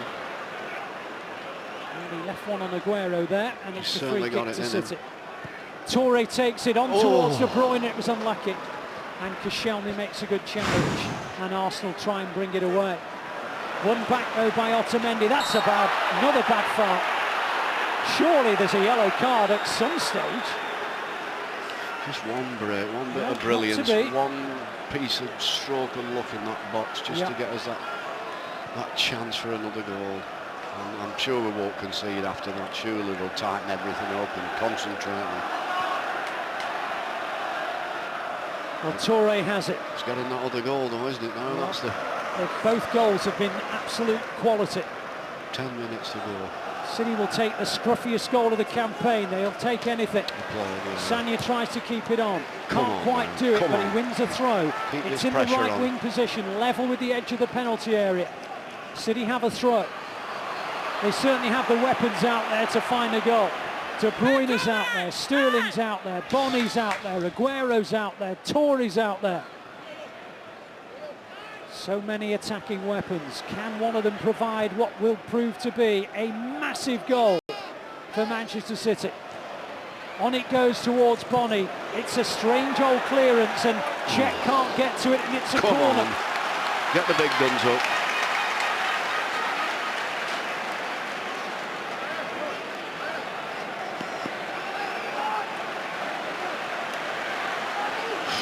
Corner to Manchester City. 11 Arsenal players in the penalty area. Come on, Otamendi, win this header. Win this header. Kevin De Bruyne helped on at the near post, but it's going to be cleared. And Manchester City will just have to settle for a throw. Never looked threatening there, City, from the set piece. They have a throw round about 10 yards inside the Arsenal half. Another minute ticks by. Sagna will take the throw. Gets it back from Aguero. Infield it goes to Fernandinho. Fernandinho is fouled. It's a free kick to Manchester City. Get the big boys up there. Played short to Toure. Back it goes instead to Otamendi. Now to Mangala on halfway.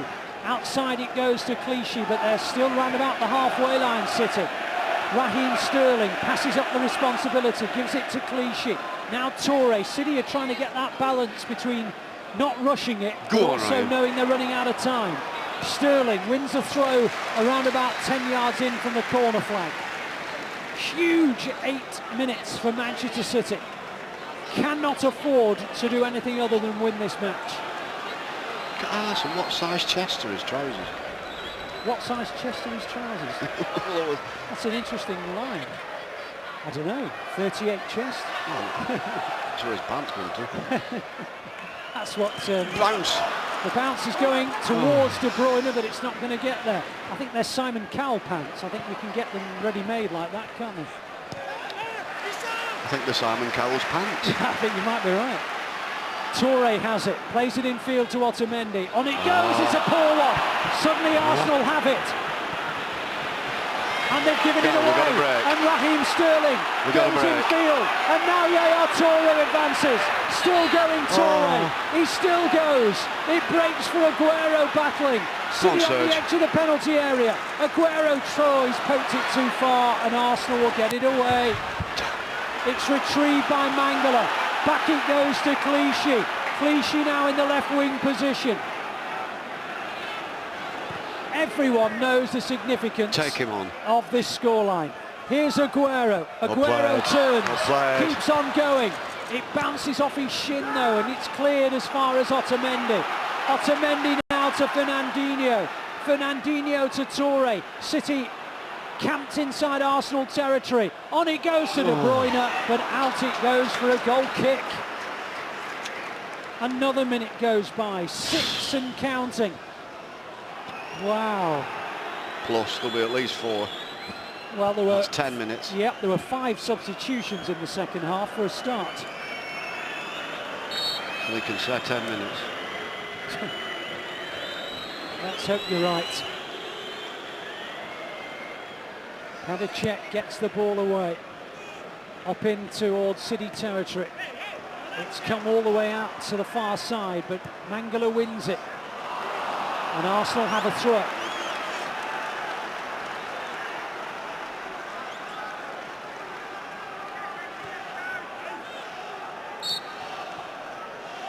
Now there's a sort of anxious hush that's descended over the Etihad Stadium. In many ways it reminds me of the atmosphere of another occasion where it was 2-2 going into the last few minutes. And Aguero popped up with the most famous goal in City history. Mind you, that was 2-1 for longer than it was 2-2. Arsenal have won a free kick and they're quite happy with the position of it because it's inside City territory. And there's 5 minutes to go.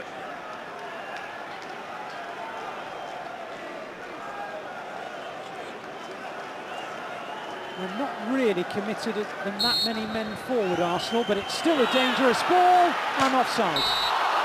Offside against Koscielny. He hit the bar, by the way, but unmarked and offside, it's much easier to do that. So here comes City on the counter, or at least from the free kick that resulted. Otamendi and Sagna playing a little bit of keep ball between them. And then it's a really poor ball forward. And it goes out for a goal kick. Well, it is so difficult to get that balance between wanting a bit of urgency because you know time's running out, but keeping the composure so that you play the right pass. Well, you can't miss the pitch, can you? No. No.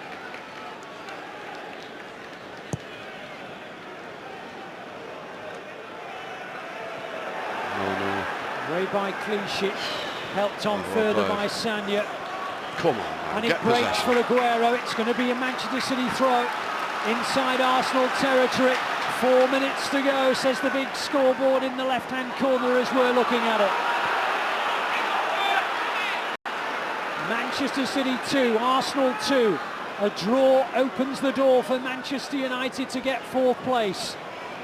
Go on, Here comes De Bruyne into the penalty area. Still with De Bruyne. Oh. It's cleared. It's cleared. It's a throw to Manchester City.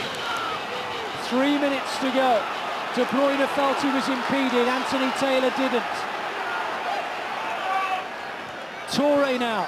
Outside it goes in the right wing position to Sadio. Yes. Bonny! Oh, he's hit the bar. What an effort. Wilfred Bonny. Brilliant effort. So unlucky. Yep. And a goal kick. Wilfred Bonny on the volley ricochets the bar. So unlucky, it was a brilliant effort. Well, if there's one player who's wanted more than anybody else to score a significant goal this season, Wilfred Bonny. And he very nearly did. Unlucky. What an effort. God, he would have been a hero. He would indeed. Goal kick up towards Giroud. Breaks for Walcott. Giroud's on the floor again. Picks himself up when he realises that Arsenal are in possession of the ball. City have a throw.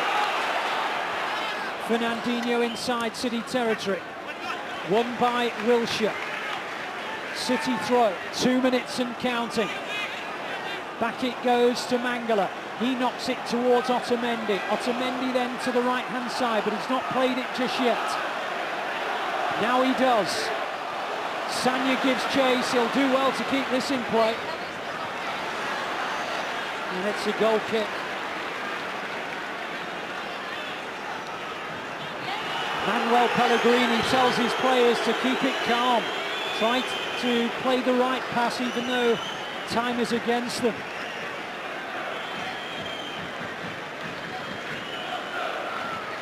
Well, all of a sudden, if this ends 2-2, Manchester City supporters around the world will become West Ham supporters and hope that they don't allow United to win. But there's still a few minutes left in this game, and if there's one thing that we know about this team, they will keep on going. They will keep on trying. There is no such thing as a lost cause in Manchester City parlance. 90th minute. This scoreline will do Arsenal, thank you very much indeed. It will do for Manchester United, thank you very much indeed. But it will not do for Manchester City. Wilshere has it, plays it towards Giroud. On by Sanchez, and it'll go out for a goal kick for Manchester City. It's got to be 4 minutes here at least. All eyes on the fourth official's board, and it says... He's not put it up yet. 3 minutes. Well, City have 3 minutes.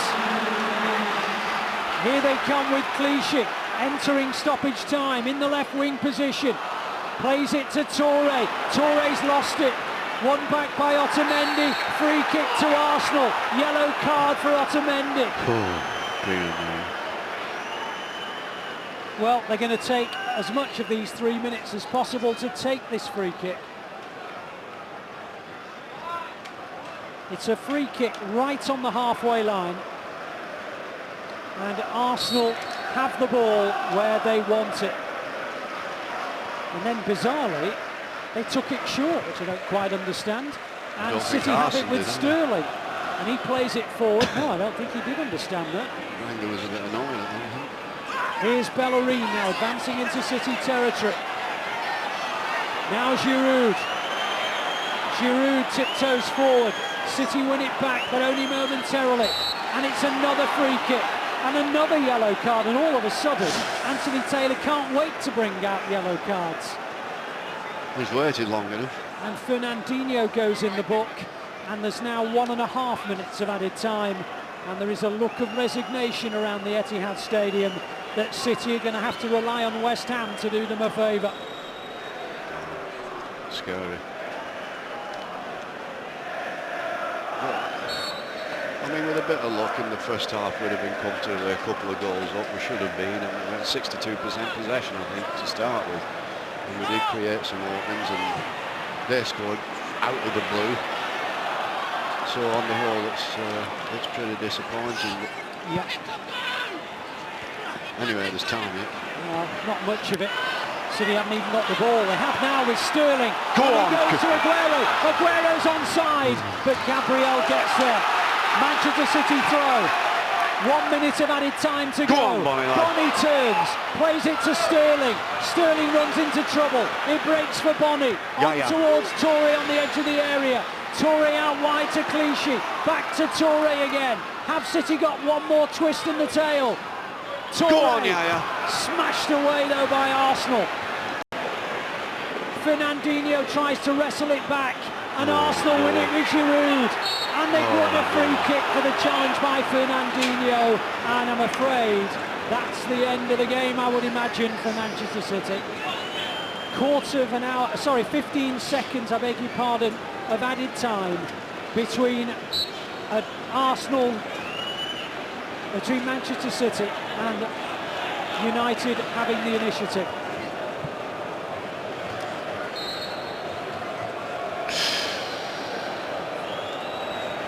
Arsenal have a free kick. They launch it into City territory. Giroud heads it on. Otamendi tries to win it back. The referee blows his whistle, and it's advantage Manchester United. It's Arsenal who have the draw they came for. Arsenal will surely finish third. Manchester City now hanging on to fourth. Manchester United know if they win their last 2 games of the season, they will get Champions League football. I don't even want to think about that. Come on, West Ham. It's sad that we're having to rely on anybody else in the Premier League to do us a big favour, but at least they've still got some hope there. But pretty disappointing result today. Not deserved. I thought we deserved to get all 3 points, especially with our first half performance. It was only really after we went 2-1 up that Arsenal started to come into the game. That and the introduction of Walcott. But before that, they were just on the defensive for the majority of the game. So it's doubly disappointing, the result, with the fact that we should have had it won comfortably before that happened. But it's football, and that seems to be the way our season's gone for the most part. Well, they led twice, Manchester City. Normally you expect in big games that the team who scores first goes on and wins, but not to be. Puts a bit of a damper on the post-match parade, doesn't it? Well, a lot of the ground is emptied, I'm afraid to say.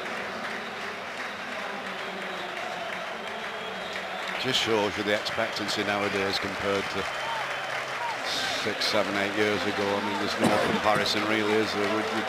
Everybody expects us to win everything.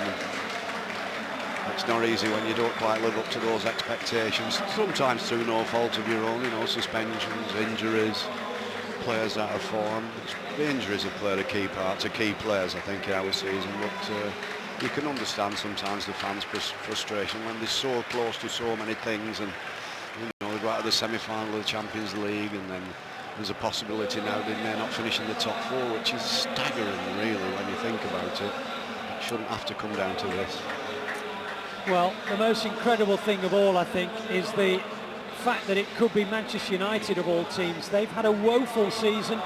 The number of times that the fans have been calling for a change of management, the criticism of Louis van Gaal, and yet despite all of that, they could end up with an FA Cup and Champions League football, and it's Manchester City, well, who they will pick to the post if they win their last 2 matches. They really have to win at West Ham, don't they? A draw's not that... No, a draw's no good to them, because they will feel that City will surely win at Swansea.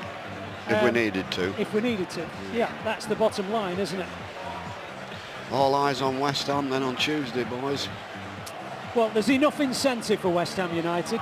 Yeah. They go into their new stadium with the possibility of European football. It's the last time they'll ever play at Upton Park. There's enough incentive for them. And they'll want to bounce back from the previous result. They will indeed. They will indeed. Swansea at home, 4-1. That's astonishing. Very, very unlike them. It is. Astonishing, really.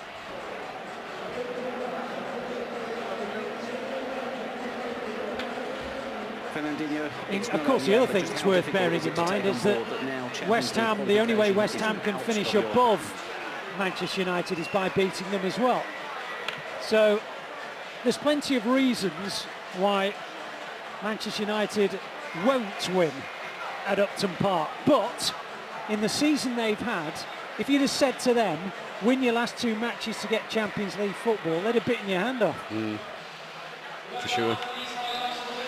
How do we assess Manchester City now? What do we say about today, first and foremost? On the whole, throughout the 90 minutes, I thought we were unfortunate not to get the 3 points. I don't think Arsenal, they scored a one-off goal in the first half against the run of play when we were totally dominating the game. And they didn't really come to life until we went 2-1 up. But the worrying thing at that time was that we allowed them to come into the game, and they had the majority of possession, and the momentum was with them.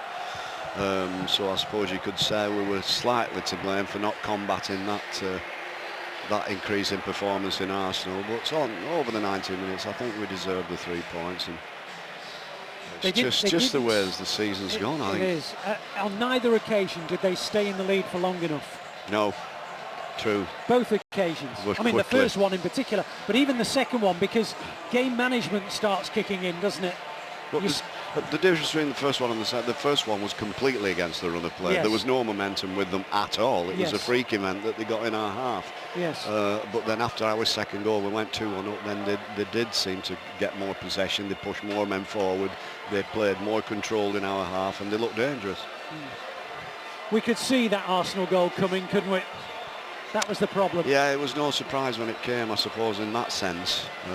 It wasn't one out of the blue. You had this slight worry. I felt quite comfortable up to that. Then it just started to turn the game. Just the momentum started to turn the wrong way for us, and Arsenal were fortunate. They got an equaliser. I mean, they've not had that many chances throughout the whole game. Has Joe had a save to make? Well, he couldn't get near either goal, could he? So therefore, no is the answer. Which is all the more frustrating, isn't it? 2 chances, 2 goals. I'll give you another damning statistic which you have to recount at this point, and that is that of all the teams in the top half, the top 8 in the Premier League, City have won once. Yeah, I was thinking that earlier. They've only beaten Southampton. They haven't beaten Leicester, Spurs, Arsenal, Manchester United, West Ham or Liverpool. Speaks it's an volumes. amazing statistic, Another really. one, yeah. You know, so when you accumulate all these particular reasons and the injuries, suspensions, those kind of statistics, then you can understand why we haven't won the league. Well, at the moment, to what unfortunately I have to say is a fairly empty Etihad Stadium, the under-18s are about to come onto the field with their under-18 title, and then the players, the first team players, are going to come out for a lap of appreciation. But I'm afraid the City supporters have a little bit voted with their feet. They'll be frustrated. Yeah, absolutely. Absolutely. I suppose it's more frustration as well as disappointment, as opposed to like witnessing a bad performance. It wasn't a bad performance. No, not at all. They were the best over the 90 minutes. You would say they were the better team. Yeah. Just unfortunate not to get to 3 points, but it's a real kick in the guts, isn't it? And supporters feel it as much as anybody. Well, let's just get confirmation of the table, just to reiterate what we've been saying about the significance of a draw rather than a Manchester City win.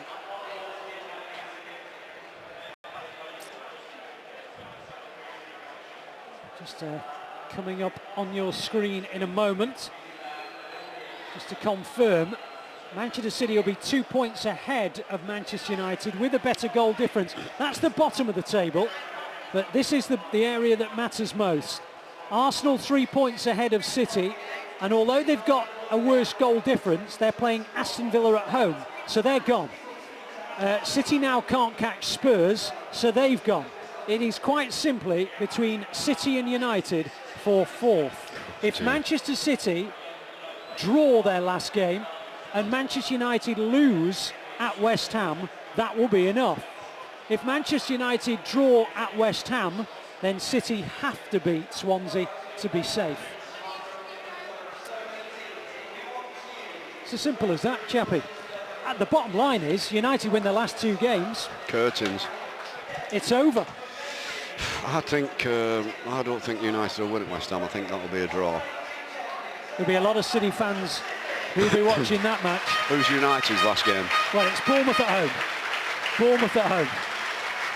They're on the beach already, Bournemouth, I think. Yes, their work is done. Tuesday's the key. Most definitely. Well, the under-18s are coming out to receive their applause for winning the under-18 Premier League title. And it's a sign that the future is very positive at Manchester City Football Club. It's been an extraordinary week, really. It could have ended with City 3rd and in the Champions League final. That would have been small that would dividing have lines. counted for a fairly successful season. And in both a lot games, happier for the fans. Absolutely, and in both games, 1 goal. Yeah. 1 goal at Real Madrid, Fine 1 line. goal today. Fine line. And suddenly, everyone's exuberant, and this place is bouncing. Incredible, isn't it? Such a fine line. So frustrating. So sickening and all. I mean, not just for the players and staff and the fans. It's just an all-round bad feeling, isn't it? Okay, well, let's go down to pitch side where we can join Kelly and Nicola.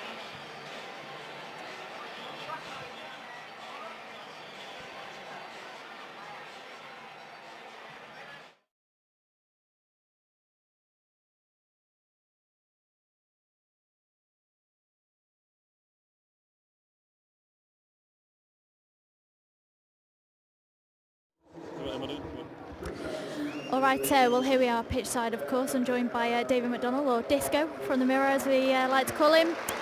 I don't know how to sum this game up. How would you describe it? I think from City's perspective it was a frustrating afternoon. Of course now that fourth spot, the Champions League spot, is not in their own hands now. Of course Manchester United, the 2 wins can take that, which would obviously be a bitter pill to swallow for City fans. It was a frustrating afternoon. You felt when De Bruyne scored that City were going to go on and win, but they left themselves exposed with Arsenal's equaliser. And it kind of fizzled out from there on. Aguero had a great chance, of course, as well. I don't think you can fault City. I think they played pretty well, and the game was played at a pretty intense pace. But now, as I said, it's not in their hands, and that'll be it's a huge weight now to see whether they can get that Champions League spot. As you say, I don't think it's when Kevin scored. I think when Sergio scored early on, we thought, right, well, this is it. We're on for the win here. Yeah, absolutely, and as I say, it was such an intense pace at which City started that you felt they'd shaken off. They were all wondering whether they could actually get the Madrid defeat out of their system. They got back at 4:30 in the morning on Thursday. It wasn't the ideal preparation, but they started extremely well and played with that real purpose and intensity. And I think they did that throughout the game, but they just weren't able to hold on. I thought Sanchez had a particularly poor game, but he's the kind of player that you can't let go for 1 second, and he proved that as well, coming up with the equaliser. So it's frustrating, as I say, but City can only go and get the win in the final game at Swansea and see what they can do from there. I mean, hopefully, obviously, for City's perspective, West Ham at the last game against Man United at Upton Park on Tuesday. They'll obviously, it's a tough one. It'll be an emotional night for West Ham. So I guess everyone will be hoping that, as they always do, that United lose from City's perspective. But obviously, it's going to go right down to the wire now. I suppose you have to take the positive that there is still that chance, isn't there? But this isn't the first time we've had to depend on other results to go our way. No, I mean, look, it's extremely disappointing for City to be in this position. We were talking about them as potential title winners at the start of the season.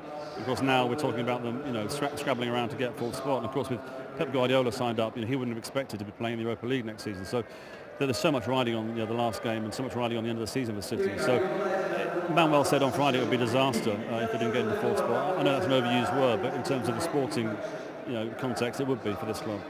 David, it's Manuel's last game, of course, and hugely disappointing for his last home game to not get the win. Yeah, absolutely, and I think it's particularly disappointing. There's quite a few fans have stayed, but it's by no means a full house, and I think he deserves respect. I mean, 1 Premier League, 2 League Cups. He's taken the club, first obviously into the knockout stage of the Champions League last 16, and then this season, as far as they've gone in the semi-finals. So I think there's a lot of debate about has he taken the club forward. Mancini won, Premier League and a FA Cup. He's won 1 more trophy, but I think he certainly left the club in better shape than it was when he arrived 3 years ago. And I think he's handled the whole issue of his future and his replacement with great dignity. He's quite I'd say downbeat, but he's got a doer kind of character. Doesn't give much away, Manuel. Certainly in the 3 years that we've all been working with him here and going to press conferences. But I think he's handled a very difficult situation with a lot of humility and dignity. And so I think he deserves a good send-off today, certainly. Still got a game left. As Kelly said, it's not over. Swansea had a good win yesterday, so they'll be on a bit of a high. So it will be a tough game away at Swansea. Yeah, I mean, this crazy season, you would think Swansea, who have been safe for a good few weeks now, they've got nothing to play for. But of course, they won at West Ham yesterday when everyone expected West Ham to win and keep up their hopes of getting outside hopes of getting a top 4 spot. But Swansea won't want to roll over. This league is a really tough league, and the strength and depth and the quality, we've seen that this season with Leicester, merging, in the crazy way they have. So it'll be a tough game for City. All they can do is go there and win. And if matters are taken out of their hands with United winning the last 2, then they can't affect that. But they have to try and get the job done and certainly win their game on Sunday. Can you see United winning the last 2, or is it hard to say? Well, as we were saying to Kelly just then, that game on Tuesday Upton Park is going to be a really significant game, and I think it's going to be a very emotional game. The last ever game at Upton Park, the occasion may get to West Ham, and then of course United may win, and then of course it does go down to the last day. So it's going to be a tough one for City, but they have enough quality to do that, to get it done. I think United might struggle at West Ham on Tuesday, though. I think it'll be a tough game for them, but it's all up in the air now. That's the only thing we can say. It's an awful thought, though, isn't it? Manchester City and not being in the Champions League. That's difficult one to compute. Yeah, because this club, the whole setup here, you guys know about it. We come here for games and for press conferences, and the whole club is geared towards Champions League. It's geared towards performing at the highest level. The infrastructure here, the investment that's been made, it's not a Europa League club. having said that, big clubs occasionally miss out. Manchester United, missed out a couple of seasons ago. Bayern Munich, 6-7 years ago, were playing in the Europa League. So no one's got a God-given right to be in the Champions League. You have to earn that right. As I said, just over Nicola, it's testimony to the strength of this league that all these clubs are, big clubs with huge players and huge fan bases are all competing to get into the top four. So it's going to be tough. I couldn't call it either way at the moment, to be honest. All right, well, we'll have to wait and see what happens, of course, in the next game. Thank you very much, Disco. I know you've got to go and get filing there. But we'll go back up to Ali and Chappie. Still plenty going on here on the pitch.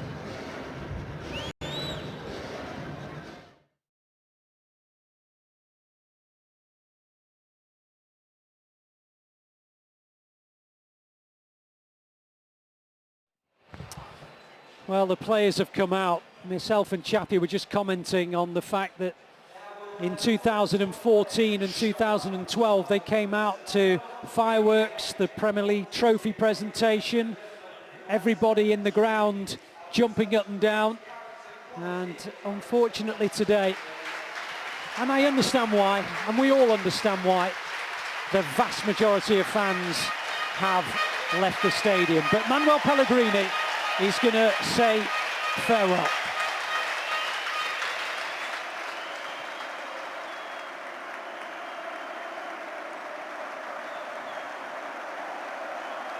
That's a wonderful sound to greet your ears, Manuel.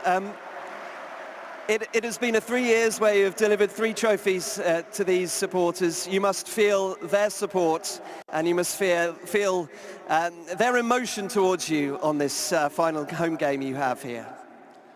Yes, it is it. Really, it is it. That's why we are so worried that they couldn't win the game, because it was not our way that we wanted to finish the season. We wanted to be qualified for the final of the Champions League and win today our game for the next champion. But there are 3 years of working that, for me, 3 wonderful years, unforgettable years. So all I can say to all the fans is thanks for all. I will never forget you. And most of all, don't change. Continue the same way, because this team needs you. I'm sure that the next year you will be a very successful team in all the competitions. So thanks for all, and I see you.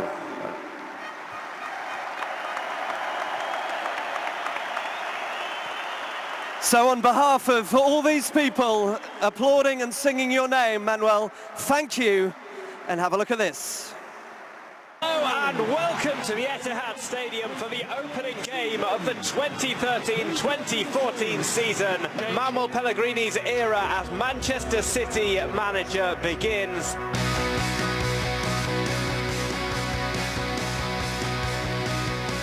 Everyone knows that if you arrive to the club as Manchester City, you must win titles. City have won the Capital One Cup. City are Premier League champions. Winners of the Capital One Cup for 2016.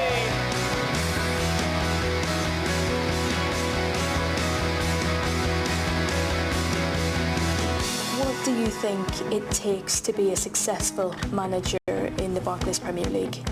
The players. Yaya Toure with a wonder goal to equalise for Manchester City at Wembley.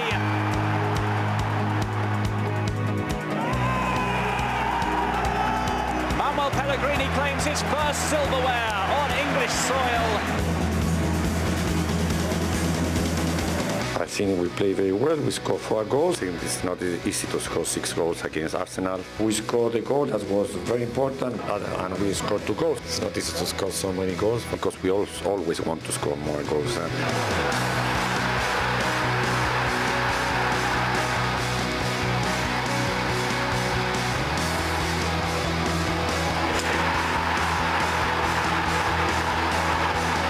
offside trap has been broken, Eddie Dzeko! What an important goal that could be for Manchester City. Just 1 game stands between City and the regaining of their trophy. This time he's squared up, and a shot from Nasri. And Manchester City have done it. Premier League champions for 2013-2014. I was so sure that we are not going to lose the title here at home with our fans.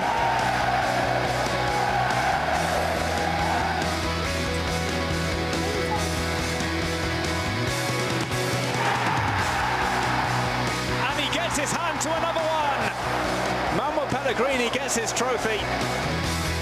Manchester City, winners of the Capital One Cup for 2016. For De Bruyne shot! De Bruyne scores! Manchester City are through to the semi-finals of the Champions League for the first time in the club's history. Do you think that City fans are among the best in the league?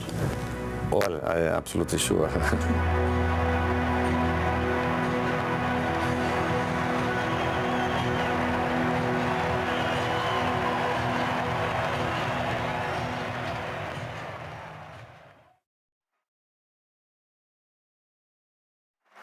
Well, a charming man with a charming smile, and he's smiled a lot over these 3 years.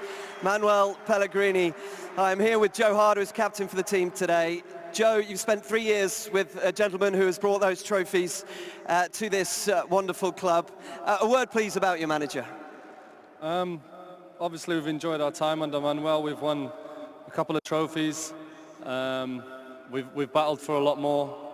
I'm sure he feels same as all of us. You know, last season was disappointed, and this season one trophy, and we're going to fight to the end next week to try and make this some sort of a vaguely successful season. But yeah, we're very thankful, and we've enjoyed our time, and we're looking forward to the future. And it's always difficult to say goodbye to a manager because, of course, you build up such a wonderful relationship with him over the years. Have you enjoyed, and have the players enjoyed working with him as a football man as he is? Yeah, of course. You know, we've played some really attractive football.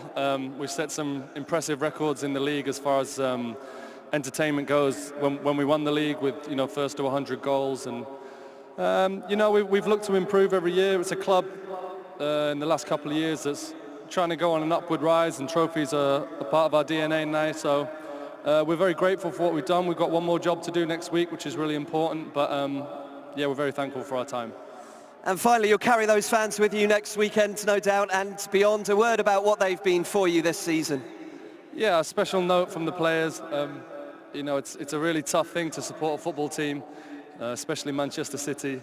So we appreciate everything they do, the money that goes into it. You know, we love you guys, and we want to win as much as we can for you. And thank you for your continued support. Thank you very much.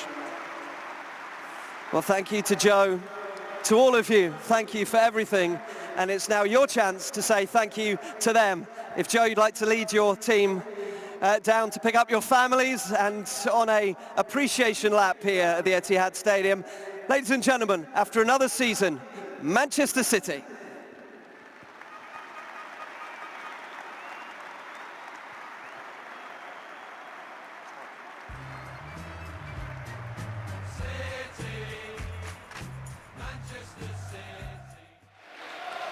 So, Joe Hart says thank you to Manuel Pellegrini. Manuel Pellegrini says thank you to the supporters. And it's a strange old atmosphere because there's mixed feelings, because this team know that they ought to have secured Champions League football a long, long time ago. And yet they've won a trophy, and they're in one of those situations where they would love to have done a little bit more than they have, and therefore there's those mixed emotions. Yeah, I mean, you could see with Joe speaking there, they share the disappointments of the fans. They're disappointed for the fans. They know that they've let themselves down on occasions, and I believe you me that there's nobody more gutted and more disappointed than players when you're so close to great success and you just fall short. It's you know, and I mean, there's still another incredible week coming up that could make a massive difference into our season. Yeah. Through other people, you know, we can't influence it. No. But somebody else could, and could make our season, as George has said there, semi-successful, or as opposed to like not successful. It's such a fine line, isn't it? But everybody's feeling the frustration, not just the fans who've gone and the fans who've remained, the players, the staff. Everybody's in the same boat. They all feel that same disappointment, and But as we've mentioned before earlier on, you came up with the reasons, the injuries to key players. There's certain other aspects of a season that affect how many players have played more than 30 games. 2. And of Leicester's squad, is it 20 who played more than 30 games? No, well, sorry, 8 of the 11, yeah. 8 of the 11. Yeah. I mean, all those are key points as well. So, I mean, it has been the weirdest Premier League I can ever remember. It's with Leicester winning, which is remarkable to start with. But I mean, not to take anything away from them, they've been a remarkable team all season. So, but I can understand because the expectations now at Manchester City are so high, because they've won the league, because they've won the Capital One Cup, because they've won the FA Cup in the last few years, and we're getting world-class players, and we'll continue to get world-class players. The expectations is so high, so anything less than that winning things is disappointing and frustrating for all concerned. And hopefully this week will go well for us, and next season we can turn it around again and be very, very successful in everything that we enter. Bear in mind, of course, that if they do come fourth, they'll have to qualify through the final knockout round for the group stages, but at least it's a chance. I think they'd settle for that now, wouldn't you? Absolutely. I'd settle for it now. I'm sure every one of those would too. Absolutely. I think everyone watching around the world will settle for a knockout round to get through to the group stages of the Champions League. But the reality is that it is the final home game of the season, the final home game in the Manuel Pellegrini era. How do you assess the 3 years of Manuel Pellegrini? For me personally? Well, or as a whole in general? In terms of how it should be reflected upon by the supporters of the club. I think one of the big banners there summed it up, this charming man. I think he's been reasonably successful. We've won the Capital One Cup, we've won the FA Cup, we've won the Premier League. As I said before, the expectancy for City now is that much higher, so it's not as big an achievement as possibly 7 or 8 years ago, or something like Leicester have done. But I think he's been fairly successful. I think he's been fairly popular. He's always made himself available to the media, and every aspect of his job he's always shown good manners and intelligence and integrity. I think he should go away from here with a lot of credit. Well, it's been a privilege and a pleasure to bring you commentaries this season from the Etihad Stadium. Certainly enjoyed your company this season, Chappie. And yours, Ali. I shall shake you by the hand and say thank you very much for your company. All it remains from the commentary box for myself and Chappie to say is that we thoroughly have enjoyed bringing you these insights into Manchester City Football Club, and we sincerely hope that we have brought you a lot of pleasure throughout this campaign, and we very much hope that we will be with you in August when it all gets underway again. It's not it for City TV for today. We're going to go pitch side with the girls who are down getting interviews and getting reaction, but from myself, from Chappie, it's been a privilege. Hope you've enjoyed it.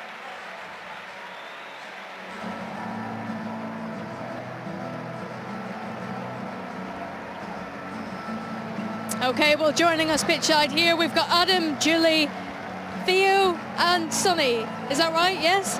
Theo, you've got a lovely sign here for our outgoing manager. Who put this together?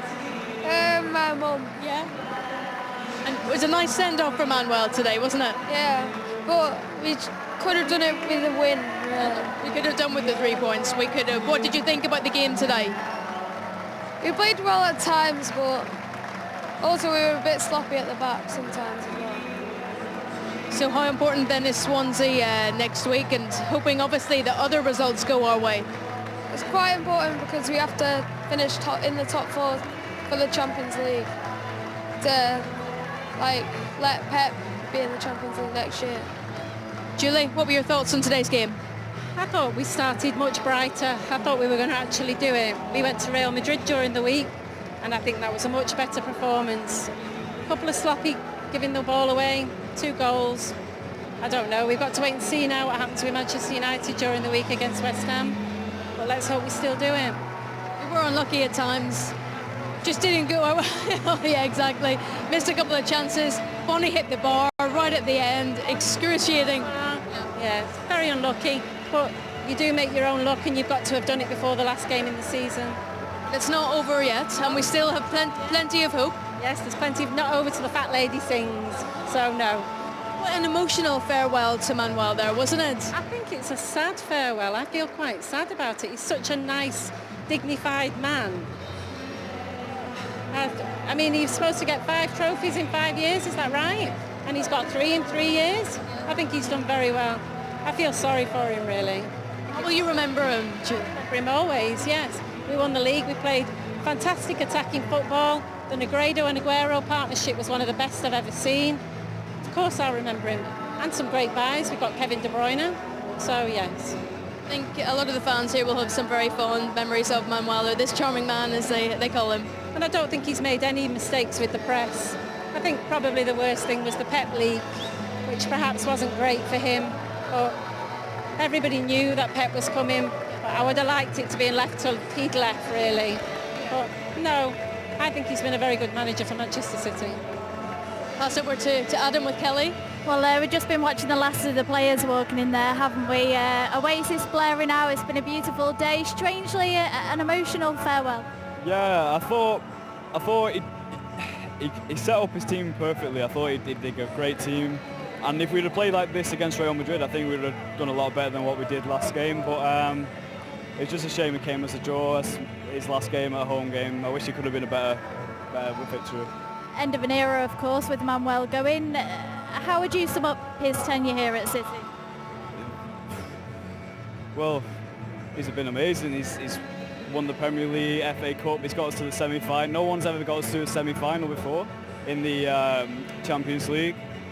He's just a really nice guy. He looks like a real, genuine, humble guy. And it's when you think about it, it's quite sad to see him go. It's a shame, but I am excited for what's coming in the future. But again, Pellegrini's done amazing. You can't knock him. He's done great. And as you say, it's a real shame with the result, because when that Aguero goal went in and then we went ahead with Kevin again, I thought, this is it. This is our chance here. Yeah, I thought even when we drew 2-2, I think it was a bit more like QPR was coming back again. And I thought when Bonnie hit the post, we thought it's not going to be our day, and we could get a last-minute goal, but it just didn't happen. But we put our heart into it this game. Last Real Madrid, we weren't fully there, but this game we put a lot more effort and we ran a lot better and just more heart, more hunger.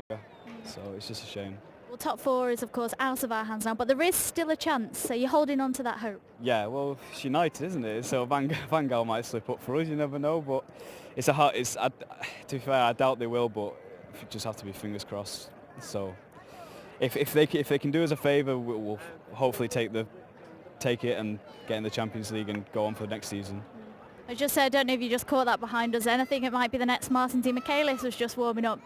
Some lovely scenes here out on the pitch. I saw you taking a lot of Snapchats. Yeah, well, it's not very often I get to come up here and see any players. So I saw Fernandinho, and he's probably my favourite player. But this season, I think he's been the best player this season, just consistently. Look, there he is again. There he is. Next Di Michaelis. Yeah, give him 10 years. I think he'll be the next number 1 for City, centre back. I think he'll be there. He's looks quicker than his dad, eh? No, certainly some excellent scenes, especially, and you can see Delph there with his little one as well. Some lovely scenes. Nick?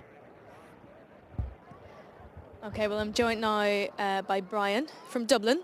Brian, welcome pitch side. What are your thoughts on the game today? Disappointing in the end? Yeah, disappointing in the end. I think got the lead twice and probably let them back into it a bit too easily. Thought we kind of shaded it, probably deserved to win it, but it's the way it goes, I guess. But I suppose top 4 is in jeopardy now, and that's the biggest issue, I suppose. But hopefully we get there in the end. It's going to be a real battle now, isn't it, Brian? Yeah, well, I suppose it's out of our hands now as well. That's the problem. So we'll be all looking at West Ham and United on during the week. So hopefully they can do us a favour there, possibly, and then the last game we could hopefully win that one and get the top 4 spot that we probably deserve at this stage.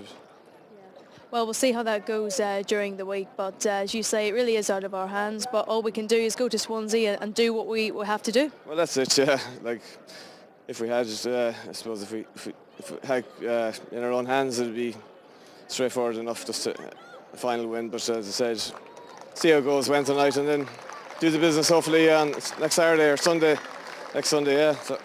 So we can hope for. And actually today was one of our better performances of the season. We were just a little bit unlucky towards the end, weren't we? Yeah, I mean, hit the bar right at the very end, and you know, thought it was a good performance. Pushed them to like in pretty much every position, and I thought probably, like I said, probably deserved to win it in the end, but just didn't get over the line. Bonnie's effort had it gone in, it would be a whole different story, wouldn't it? Yeah, it would have been nice for him because he's had a tough enough, I suppose, in and out season. So it would have been nice for him to get something to put a nice finish on it for him. In terms of Manuel, his last home game, it's just a bit unfortunate we couldn't get the win for him, but a nice send-off all the same. Yeah, a nice send-off, and it's nice to show your appreciation. He's a gentleman, I guess, and he's it'd be sad to see him go, but hopefully there's better things ahead. So we're looking forward to next season, Brian? Absolutely, yeah. A few new faces and different managers. It's going to be interesting times ahead, hopefully.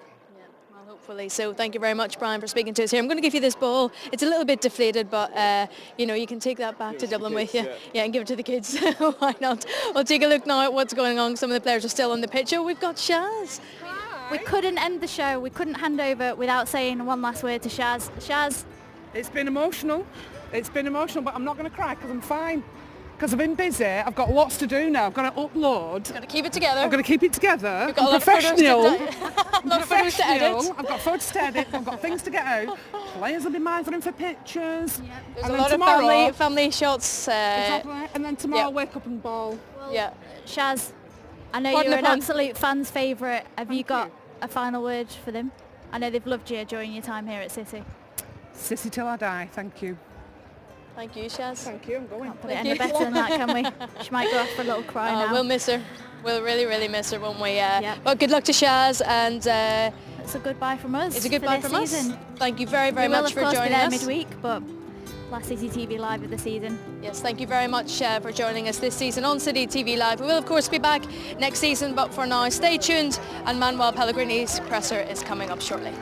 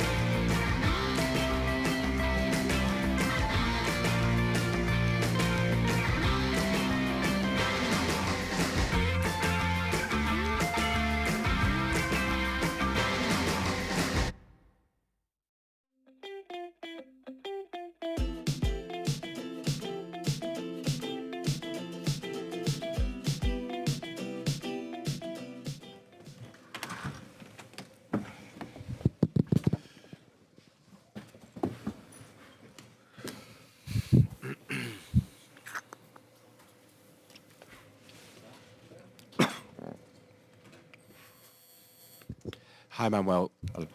You said before this game that for any side to finish outside the top four, a big side would be a disaster. You're now staring at this because it's out of your hands. Can you get out of it? Well, first of all, we have not finished the season. Of course, if you don't depend just on what you can do, it's more difficult. But we'll see after Tuesday what happened with the game between Manchester United and West Ham. So before that, I don't want to talk about that. I think that we deserve to be in Champions League next year because we're a team that we had 37 games in a spot of champion. So I hope that we are not going to lose in the last game that spot. And also having a lot improvement in Champions League, that playing so many games during the midweek, of course, is different for a team that is not in the international game. So I hope and I trust that we are going to have our achievement on Sunday. It's obviously your final home game here. Were you disappointed that the fans, that many of the fans stayed to listen to you and to listen to your address at the end? The stadium seemed to be quite empty. Well, I was disappointed not to win the game. I think that winning the 3 points of today was a very good game, a very good way to say goodbye. So I said the unforgettable this year here that I want to analyze in this moment. So we can do it next Sunday, but the best way to finish with our fans is winning this game, and we couldn't do it. Question, guys, please. Yep. Manuel, there's been suggestions today that Vincent Kompany is going to be out for 4 months and obviously missed the Euros. How is the worry that he isn't going to be able to be consistently fit again for this club? Well, I cannot talk about the future of this club because it's not my duty. Vincent has a surgery in his muscles, so maybe I don't know how many months he will be out, but it's a long time. But nothing more about that because in this moment it's very difficult to know how long will be his injury and what will happen with his future. Manuel, was it an injury for Samir Nasri that kept him out, or was he just not included? Well, for different reasons, Samir Nasri didn't work the complete week, so he was not able to play this game.